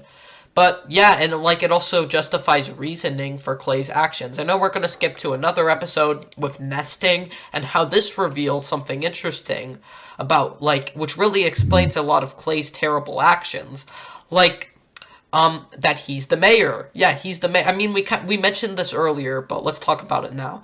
So Clay's the mayor of Moralton, which kind of explains why he has such a big ego, because like he wants to have an impact in the community, and he wants to be seen as like an like like a people of something people could look up to, and if Orel's getting in the way of that, he lectures him and stops him. Yeah. It explains a lot about it, and why he's like and like why he cares so much about his ego, and like he's also basically warping the town in his own way because he's the mayor. Like he's greedy. Yeah. He's basically greedy. He has like and that also, ability to just do back that, to but- season one, but I noticed while rewatching the episode Charity, when like Orel earned money, he was all like, "Give me, let me see." Yeah, And, like yeah. I noticed that because that's like another foreshadowing thing to show how greedy he is, and I thought that was funny. Well, it's kind of foreshadowing, but also in retrospect in retrospect that's also partial foreshadowing for his pettiness, because like Yeah. he's the mayor. Does he need the cash? He's Exactly. literally the mayor. Yeah, Clay's So, pretty like, petty. Like even in the finale, like of Nature, when he ends up like when he ends up like when his pants are stuck pulling down, he ends up like crying yeah. about it. Like Yeah. man, he could be pretty Also petty. just at petty in the times. way like he literally just throws away the stuff that could have helped Orel because he's stuck in this stupid belief. Like, he's Yeah, a man. like, He wow. doesn't need it. Yeah. Yeah. Just sad, but like in a good way. Okay, back to the episode count. So next is a bit of a hard one to talk about because this is the episode that got Moral Orel canceled, and why Oh, yeah. and why the creator did not get his full vision. And unlike Zack Snyder, I'm actually interested to see his full Yeah. vision I'm because sad I think that, this I am sad that didn't happen, but yeah, because I do have everything turned kind out of an well. issue with this show with its like pacing. You can definitely feel some of the trouble production with it, but the fact that they were able to end it as satisfying as it was able Yeah. to, like, it's just it did a Almost good give it job. like I don't want to say give it extra credit, but like the fact that they did this well under like the circumstances, I think is like impressive even on its Yeah. own. That's like a feat even on Yeah, its own. so yeah, this episode kind of focuses on focuses on characters that we don't see much of, like Nurse Bendy, Miss Goldflum. I don't think I said that right. Yeah, and Miss Miss Sensordoll. Sensordoll. Yeah, the so three of them. let's start with kind Nurse of an Bendy. anthology story, but Yeah. kind of just. So a Nurse regular one. Bendy is tired of being seen from her looks and nothing else. She is tired of being treated like an object. So at home, she has like a mind of a child in some way and has this like fake family with teddy bears, and it's kind of depressing.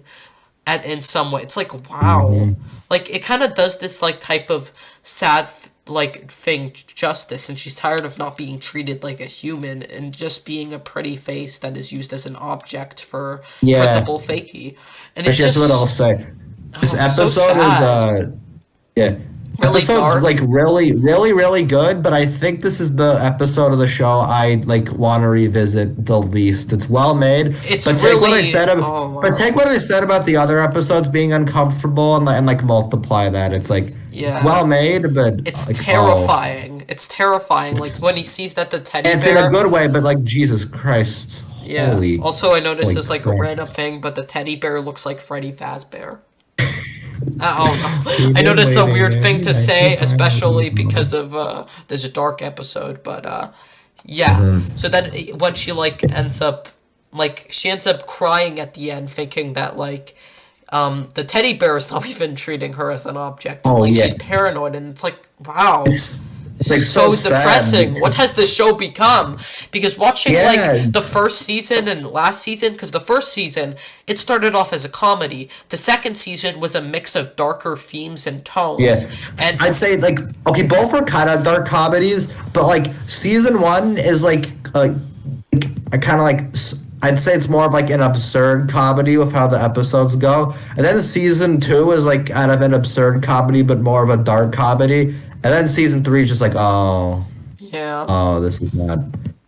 Yeah, It's it's fun and to season watch two kind of sometimes, but mixes the comedic tone with the darker tone, and then so I season said three season just 2 is goes like the transition full, point. So that's just season. So full that darkness on that one. if you jump from 1 to 3, it's weird. But if you jump from 1 to 2 to 3, Yeah, it's the like that tone is makes way more completely sense. switched, and the show definitely earned it because it was building it up over time as we see the harsh realities of Moralton become more clear to the characters, especially Oral. Yeah, yeah. So, yeah, and then there's the thing with Miss Sculpflum. I still don't think I'm saying that right, but I think it's Sculpthum, yeah, or yeah. Sculpthum. One. I think it's Sculpthum.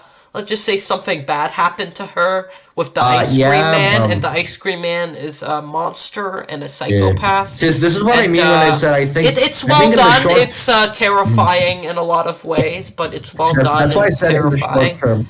I brought up Mr. Creepler earlier. That's why I said.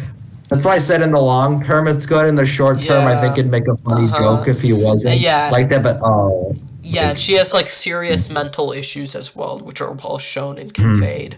Just really, there's just a lot of passion and like they definitely take this like dark subject matter really like with justice and take it really seriously. yeah, they don't like given the seriousness it deserves. And honestly, I think it's balls. Well, it's ballsy. Like even if it got the show canceled, I just admire it for existing, right? Yeah, 'Cause good for the could've creator I could have seen to another. going all out with I could have that. seen another route, right? Where they kind of pussy out and they're like, okay, you know what? We kind of want our show to go on for longer. Let's just get rid of this. And in the long term, that might have been better. Like I understand if they did do that, if they cut it up, but no, they stuck to their guns on it and they kept that. I respect that because like I respect that they went full dark with it's this very one and ballsy, did a good but job with it. it's good. It's good that it exists. I'll Yeah, say and the that Miss much. Censored Yeah. part isn't that bad, but like It's just kind of it's the just kind of implications her. of it. Like, Yeah, oh, like shoot. it's a bit uncomfortable with her describing stuff with her weird ass egg fetish, which I don't want to talk about that long. Yeah. It's a bit Weird. yeah, but Not also we great, see but- foreshadowing kind of this show does a lot of like subtle foreshadowing with like its visuals Yeah. and characters. I know we have brung that a lot in this episode.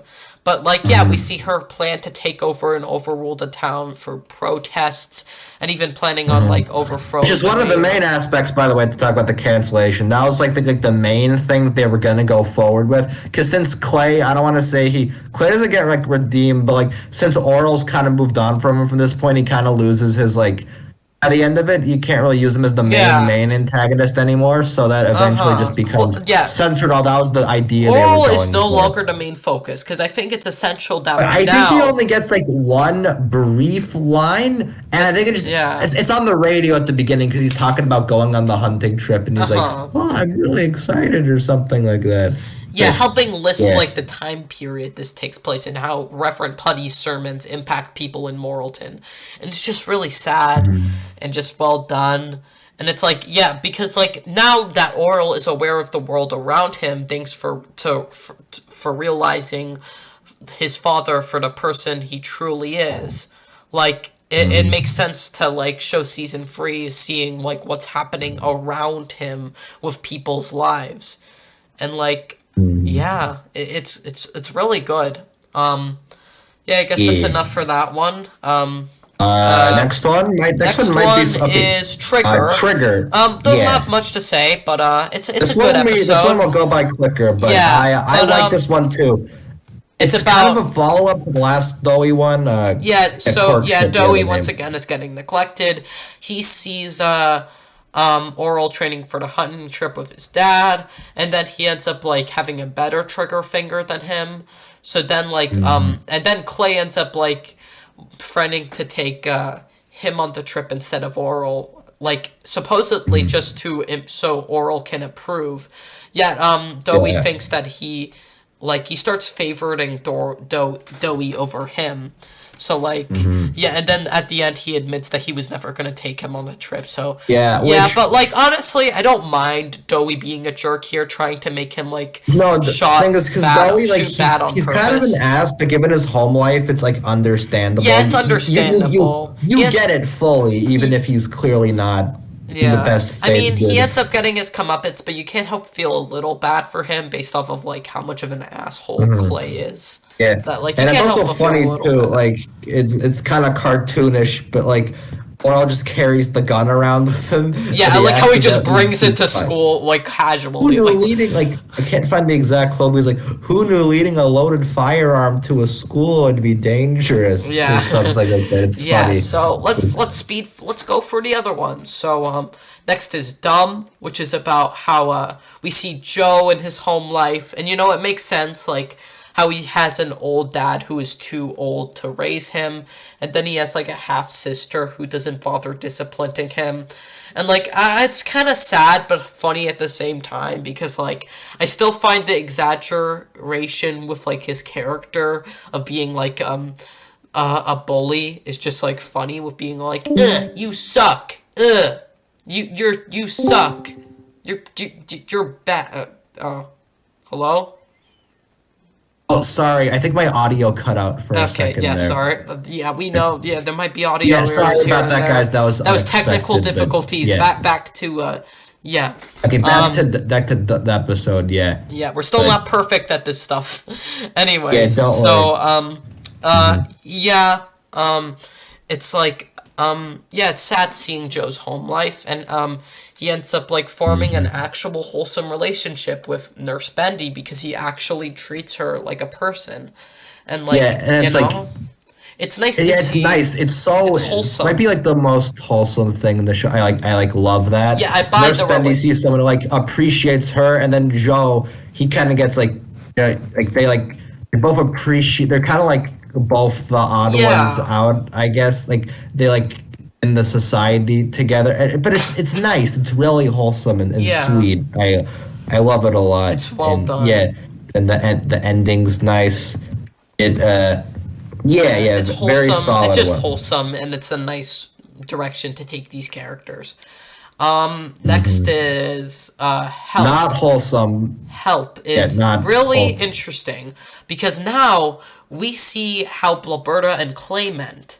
I find this one interesting because by this point you don't really need to justify Clay being a bad person. You get that fully, and Yeah. Roberta, you kind of see how she's an awful person, like too, in some She's aspects. not as 'Cause, like, bad, but you can she's not as understand bad, but you don't get it as much, which is Yeah. why he kind of like Yeah, you get more of that she came here. from a family, her mother never really appreciated her, it seemed, and stuff like that. And she was struggling to find meaning and feel useful. So when he sees Clay, he's like, oh, this is a guy I could persuade to marry. So, like, yeah, Yeah. it doesn't go well. They can't really talk. It's awkward. So then she's the reason Clay became an alcoholic. And then she Yeah. ends up, like, manipulating him into marrying her. She's part of the reason how Clay became the monster that she is. It's interesting, yet really sad, because, like, they were doomed to be unhappy together from the start, based off of just how they met and how the only reason they were going to get married was because that, like, it was because Blaberta was struggling to, like, find meaning in her life, and then, like, man, this is pretty dark stuff here. Pretty Yeah. And then Yeah. you get it because like you still feel bad for her because like obviously because of her home life she didn't want this. She's like kind of like she's kind of like she's not like innocent, but she kind of like she was Yeah. in over her head basically. And but like you kind of get it is kind of like her fault, like but like you kind of like get that perspective. Obviously Clay is kind of responsible for everything else considering how overboard all that goes. But yeah, it helps you. Like you still feel bad for her, but you get that like she's not innocent. Basically, that's what I'm trying to say. Yeah. It's neat. Yeah. So. Yeah. Then there's Passing, which is interesting when we get God. to see Clay's origin story. Passing, I think is might be the second darkest Also, one of the I show. find Not it ironic how, like, Clay's dad is one of the more sensible people in Moralton. I mean, he isn't in Moralton anymore, but like in the show. But like it's funny one of the because most like reasonable yeah, and characters. I like how he makes fun of like and how he justifies the whole like lost 10 commandments thing that Clay always brings up in his study to lecture Oral. Oh, you think Is that one of those that's lost like, that's like my 10 favorite piece of I find that funny. foreshadowing in the entire show. Because like the Lost Commandments, you think it's just something Clay made up, but no, he has the Lost Commandments or something like his mother had. So it's just like it's like it's so clever because that explains The why show he has is like this clever, stupid rule, and it's then like it also it ties all the way back to season 1. That's all connected to it too because that's when all the Lost we Commandments understand stuff even like Clay's character now because apparently every time he beats Oral, apparently that's his way of showing affection because that's what his dad did after he basically killed his mother because his mother like had a bunch of miscarriages with him with like his siblings, and then he pretended to fake his death, and then she died from cardiac arrest, and then and then super his dark, but like and then his dad started to resent him, and then he started like seeing that like as affection, and it's just so depressing. Like it's so like, and then that ties back to everything. I think this is actually really good video. I don't know if I'll link it, but by the channel Media Mementos, look it up. He has a video just about Clay's. He actually does a lot of Moral Orel videos. Oh yeah, I think I actually saw that. Yeah, but he has this specific video about Clay's channel, Clay's character, where he talks about this, and I think it's really interesting. Yeah. Because this perspective, right? Clay, he like tied because of like what his father was like. He's like, you're not even worth it. You're not. Obviously, from what we see from the further flashbacks, he like. Well, first, obviously, he just does stuff that'll piss his father off, so it'll hurt him, so it'll seem worth it, which is depressing even on its own. I know. But then you see how that connects to how he treats Oral as like a person, like how he acts towards Oral. Because of Oral, right? He pays attention to him and he'll spank him, but that's just because. Even though he doesn't really care about Oral, in his sort of like weird, bizarre perspective of wanting to mold Oral into him, he cares about him at least in that aspect. Yeah. So that's why he spanks him because he considers. We also see his image that, is like, important to him, which is why he's worth it. And then you contrast how Shapey. He doesn't talk to him at all. He doesn't even abuse him. He doesn't consider he doesn't care him about Shapey worth at all. it. Yeah, and then like not worth it. Not worth it. Yeah. Yeah, and then like he was also like lectured a lot by his mom as a kid, and because like she was very grateful that he was even born. So like he was spoiled and lectured a lot. So like that's why it was always about him and whatnot. And like you believe why Clay became this terrible husband, father, corrupt mayor, It just all like comes this back terrible to not person. all of it because obviously Clay feels like a real person. person despite his like terrible As awful deeds. as he is, his like basic like beliefs and stuff, it's depressing, but it kind of like Yeah. it comes back together like him. And obviously, I think Clay's dad's partially to blame, even if it was an accident. You kind of like I think he should at least parent him, but you can understand he's one of the him. better characters morally. It's kind of like questionable that he just like cuts him out completely. But even if like it's bad, you do kind of understand that too, because it's not him being a good parent, and it's not being a good parent at all, since that kind of causes it. But like you see, right? Because I mean, well, at the beginning, you see he's already not as accepting of the over-the-top like Christian like stuff. He's like He even becomes atheist, which is ironic that one of the most morally right characters in the show is atheist, and it's not Christianity's fault because it's just the character's fault. It's not his fault. It's just like the scenarios, because Clay. It's not really. It's technically his fault because it was him, but he was like put in this scenario where he always like. He's been told his entire life that he's the only child. So when he figures out that's not technically the case, he throws like that tantrum, that prank or whatever. And which obviously that's technically his mom's fault, but his mom technically only did that as like a coping mechanism because she was just happy she even had a child at all. It's complicated. It's not one-sided, I guess I'll say that much. It's not easy to go, okay, it's their fault and their fault. That's why Clay's the way he is. That's why Oral's stuck the way he is. It's not. it's complicated, which is it's interesting. It's Basically, interesting, yeah. All right, let's speak yeah. for the next two episodes. I know this is getting They're, really long they're already. So oh yeah, yeah, Close okay. Face, next one. That's a really good one. It's I simple. It's love this one nice. too. It's It's nice really to see that they wholesome. bring Christina back and Yeah. how Stephanie helps Oral with his Mhm. relationship. And there's You a feel nice really heart to bad for her heart in the between flashback stuff she's going like. and She's only real dedicated, like just Stephanie ones. The other ones are kind of uh-huh. connected to Putty or Oral. Yeah, I But like Reverend it's Putty's growth here, and like how like the song is nice. Like they end up like and he ends up that being talk they have caring at and the end is nice. really nice, where they Yeah, it's just talk to each wholesome. other. It's It's nice to see that Reverend Putty cute. has gone through an arc of just being an ordinary citizen in Moralton to an actual righteous Hmm. man who is a good father and is trying to be there for his daughter. It's Yeah. wholesome. It's nice. And then there's Sundays, Mhm. which is interesting because it focuses on like two background characters, Florence and Yeah, this is Dottie. that's another neat thing, right? Because they're like in the season, like technically, but cool. It's like you get to see what they were up to during some of the Yeah, episodes. it's See nice. that. They like develop like this It's probably one of my abusive like friendship. least preferred. Like I'd say it's. I think it might be my least favorite. It's not bad at all. It's still It's very still good, but good, just like yeah.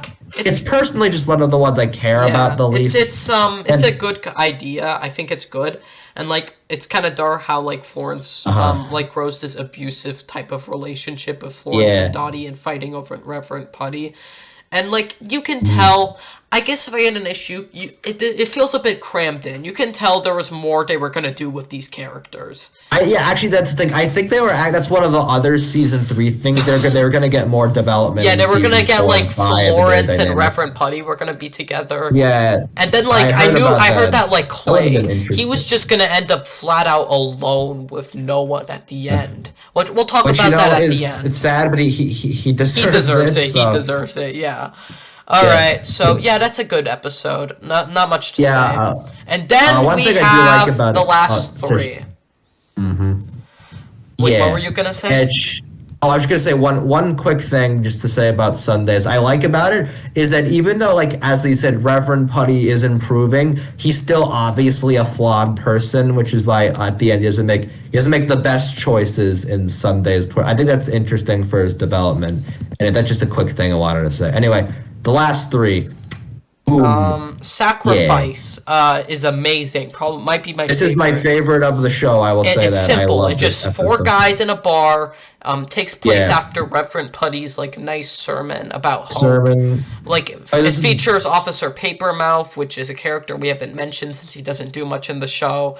yeah. He just kind of Reverend there. Putty, I like his voice. He has a the funny voice. Dr. Potter's wheeled Clay, all in a bar with their bartender, and we see Clay giving this like amazing real life They, realizing they that just both they Clay just and argue Gilberta, basically. despite them hating each other, they need each other to fill their purpose. Clay does not Yeah, want to just sit at home reading the Bible anymore. He wants power now. He's corrupt now. yeah. He's greedy, and like he needs Mhm. Gilberta because like yeah, and Alberta needs him just to feel useful, despite them hating each other as people. Yeah, So it's Clay does interesting. whatever he can to make him like Blubberta through alcohol. So yeah, it's like he Yeah, wants what others like can't. He wants to like because a lot of people might not be able to have a family, so he wants to like brag about it because of it's all because of his ego. And like we see this destroyed, broken man, and we see this like engaging fight. The voice acting is at its peak. Scott Adsit is amazing as Clay. Holy cow, it's just amazing. And then the fact so that they don't I even think this beat is him his up at second the best end. vocal. Yeah, They don't. It's and interesting because like the whole "you're not worth it" thing that was set up in that ties passing. back into because he wanted to get hurt. He wants to be seen as worth it, but Damn, the obviously show's so they good, bro. we don't even think of that. They just leave him there. Yeah, it's so It's so dark. sad.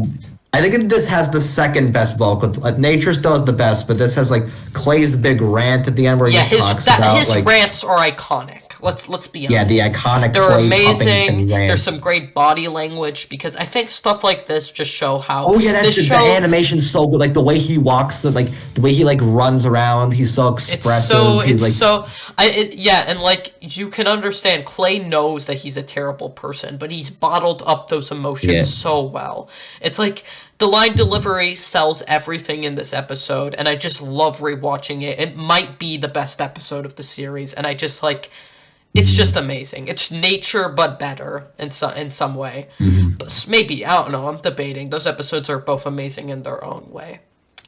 So yeah, I don't even have much to say. It's just such a well told story about like, you know, It's like simplicity works so well, and like as you get more into it, it kind of like it's also paced well too, because at the beginning, right, it's just Clay and the bartender. it's a they sad talk about rant. stuff. Then Putty comes in, and then like it gets a little bit more intense. Then actually, no, I think Potter's Wheel comes in last. Then Paper Mouth comes in, and then he joins in, and then Potter's Wheel, he comes, and then every time another character joins in, the intensity of the conversation gets a little higher each time, obviously, and there's like the big rant, which is everything. That it's paced really well in that way, and just the vocal performances and everyone. It's all great. It's great. Yeah, it's just phenomenal in every conceivable way.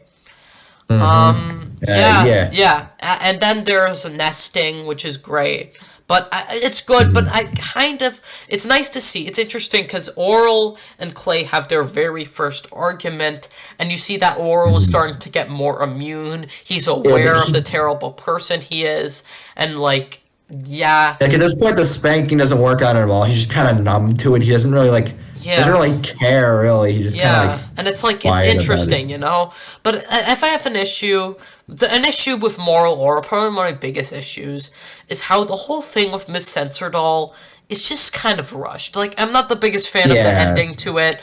Like, they end up, like, sharing the egg fetish, I guess, and then she uses that to manipulate him. Really. It's just like, kind of abrupt, and, like, I don't even blame it. It's kind of my biggest issue with the show, and it's like it's just kind of rushed, and like the ending is a bit like there's some good drama here, and it's still a really good episode, but I think it could have been even better if they just developed that subplot even more. But still a good episode with some good drama, and like it serves its place in this show. Should we just get to the finale, or do you have anything else to say? I do have, I think, two quick things I'm gonna say about nesting. I know this is one thing is I think it's a funny visual gag because of the egg thing. They replace it with watermelons. I think that's a funny visual gag. Yeah. Also, that flashback with Clay was generally just really terrifying. I like how he knows how disgusting it is. And that's the visual, and then that ties back the egg thing too. That's like even more important. Eggs and Moral Orel have always had a weird relationship. And then also, just that's another thing. I think just quickly, Clay being mayor. That's I love that reveal because in retrospect now everything just makes more. Everything comes sense together, and if you rewatch the show and the stuff with like Clay, you start to get more interested into it, knowing that he. Because it all makes sense. Because like that's why Moral turns the way it is. It was his stinking dead end job. That's why he's kind of. That's why he cares so much. Oh yeah, that joke's funnier in context now. But dead end anyway, job. and then even like in general, right? It's funnier because not funnier, but like it makes more sense because like that's why Clay cares more about his image, right? Because he is the mayor. He needs that image, right? Because he's the main figure of this town. So. And then it just everything, it all connects better. It all comes together. Then also Clay admits that he wanted to, that he's glad that he is really messed up. Great Orel, great moment. Yeah, so good job, now Clay. We get to the finale, which is really good. Yep. Now the finale is great. It is so good because we see Stock Frame, who finally realizes the true person Clay is, just like Orel, because he sees I guess Clay and Miss Censordoll. I don't know why I forgot her name for a second. Making out, and then she starts to realize that like why he's doing this, and starts to like realize that he isn't a trustable person. So he starts denying that and like getting those weird visions of Clay. And it's nice because it's nice to see that Orel is trying to like still try to find a way to honor his father in some way, despite like all the terrible things he does, because he still wants to stick to his Christian beliefs, and it's shown at the ending when we see like his family and how he was able to marry Christina and like hopefully have a happy ending, you know.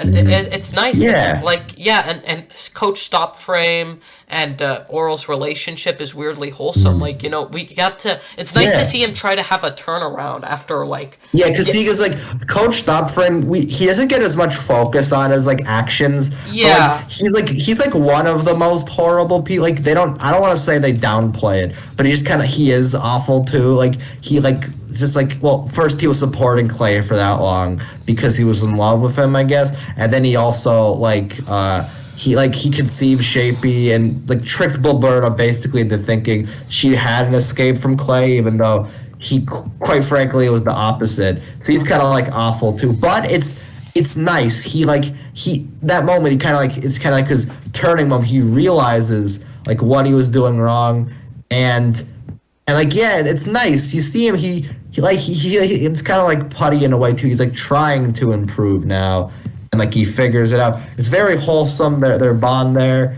and the scene where he kind of like cuts out Clay near the end. It's kind of sad, but it's like you understand. And like we see Clay basically battling his bisexuality, and it's like really sad. The music is amazing. Holy cow.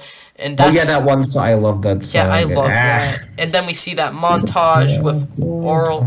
Also, I forgot to mention this earlier in Sacrifice, but we also see that like Shapey reaches over to Gilberta, actually saying a word of comfort. That's the first one where he talks. We see that he has now become like aware of the situation. We see them caroling and like the finale, like that YouTuber you mentioned. He made a video talking about like. He made a Shapey and Block video, which seems kind of funny on paper since they haven't. I think that was like another thing they were gonna develop further. Seasons.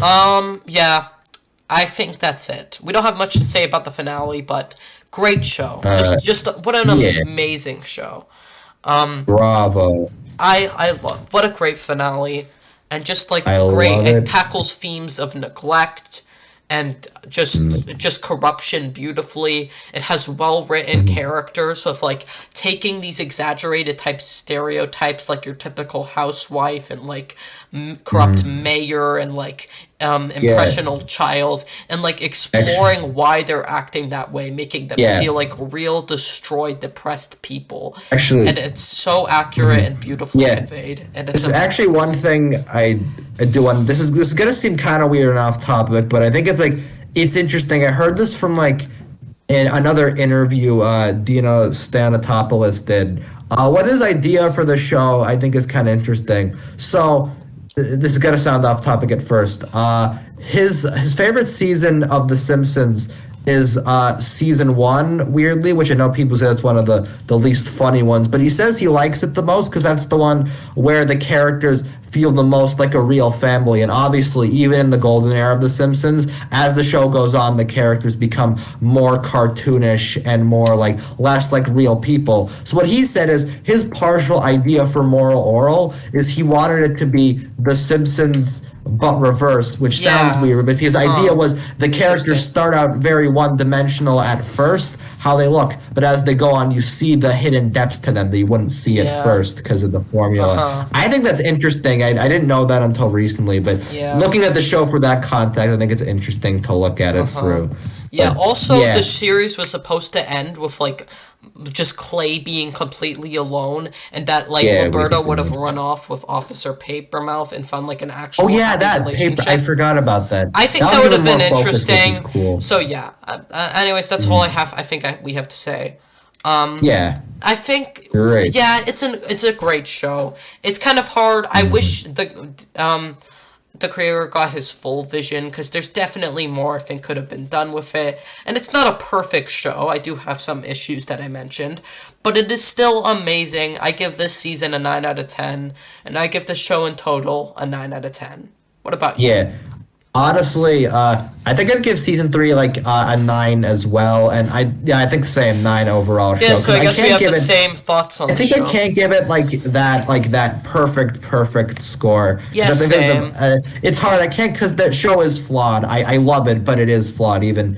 But season 3 is like the closest I can get to that high top rating, and yeah, amazing show. Bravo. So let's briefly Spectacular. mention Beforel Orel. We Oh, won't yeah, talk much yeah. about it because I think this is already long enough. But This is already the longest episode. I yeah, have to assume it's too cannot yeah, be. it's long. So yeah, Yeah. good. It's interesting to see this side. It came out I think in 2012. It was like kind In of a 2012, actually. it was I a think mini it's turning, special It's revival. turning 10 years old next month, which is weird to think about, but Yeah. yeah. So it's good. Yeah, it's basically about like it was before Oral takes place Yeah. when Oral was young. He ends up forming a generally wholesome relationship with his grandpa because I think his grandpa Yeah. sees this as like an opportunity to like maybe raise like an actual like kid, not like clay. Yeah, that isn't like corrupted Yeah, yet. like find or, like yeah. a sense of like love. You know that his dad. You can sympathize with him. Like sure, he might have not Yeah, been 'cause the even if best he did, parent like, for he didn't do the Clay. right thing in the end, because I think the show's filled with flawed characters. His Yeah, dad, like, but- is not perfect, but Yeah. you kind of get it, and he kind of like partially redeems himself because he gets to form like an actual relationship. Yeah, with them. Oral, it's wholesome. yeah. And yet Clay takes away the only healthy relationship. We also see his petty side even more. I found this part was funny when like he said, "I'm a great dad," and then he brings out this like best dad like statue thing that he bought from the store. I thought that was Oh funny. yeah.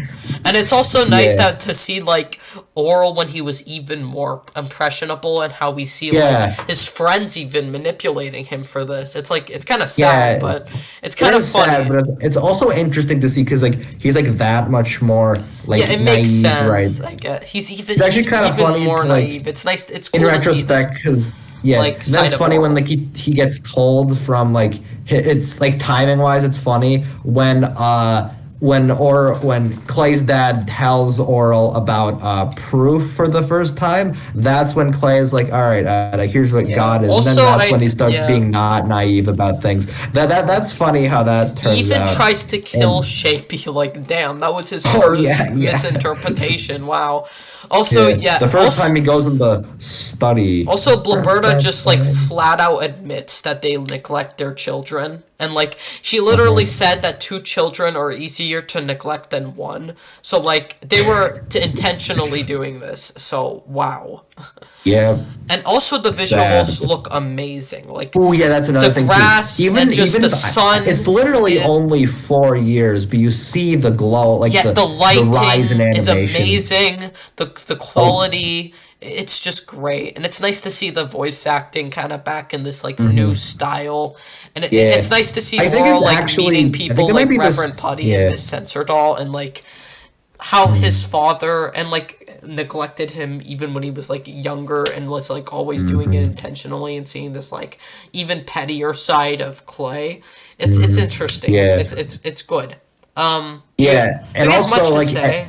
Oh yeah, you. I don't have much to say. I just it's interesting, and I don't even. I'm pretty sure it's still the same. Like it's the same stop motion figures, but just obviously it's an H. I guess the original show, because being broadcast at the time, it was all 4:3. This is all it's in HD because it was a big special, and yeah, it's neat. You get more of like, and even though it's a prequel, you do get kind of more of the ideas of what they were gonna do with a season 4 and 5. Because yeah, you see more of Oral's dad, who's gonna be in season 4, right? Because they were gonna do that plot line where he like dies, or they have to Yeah, I move heard in of with that, their yeah. family or whatever.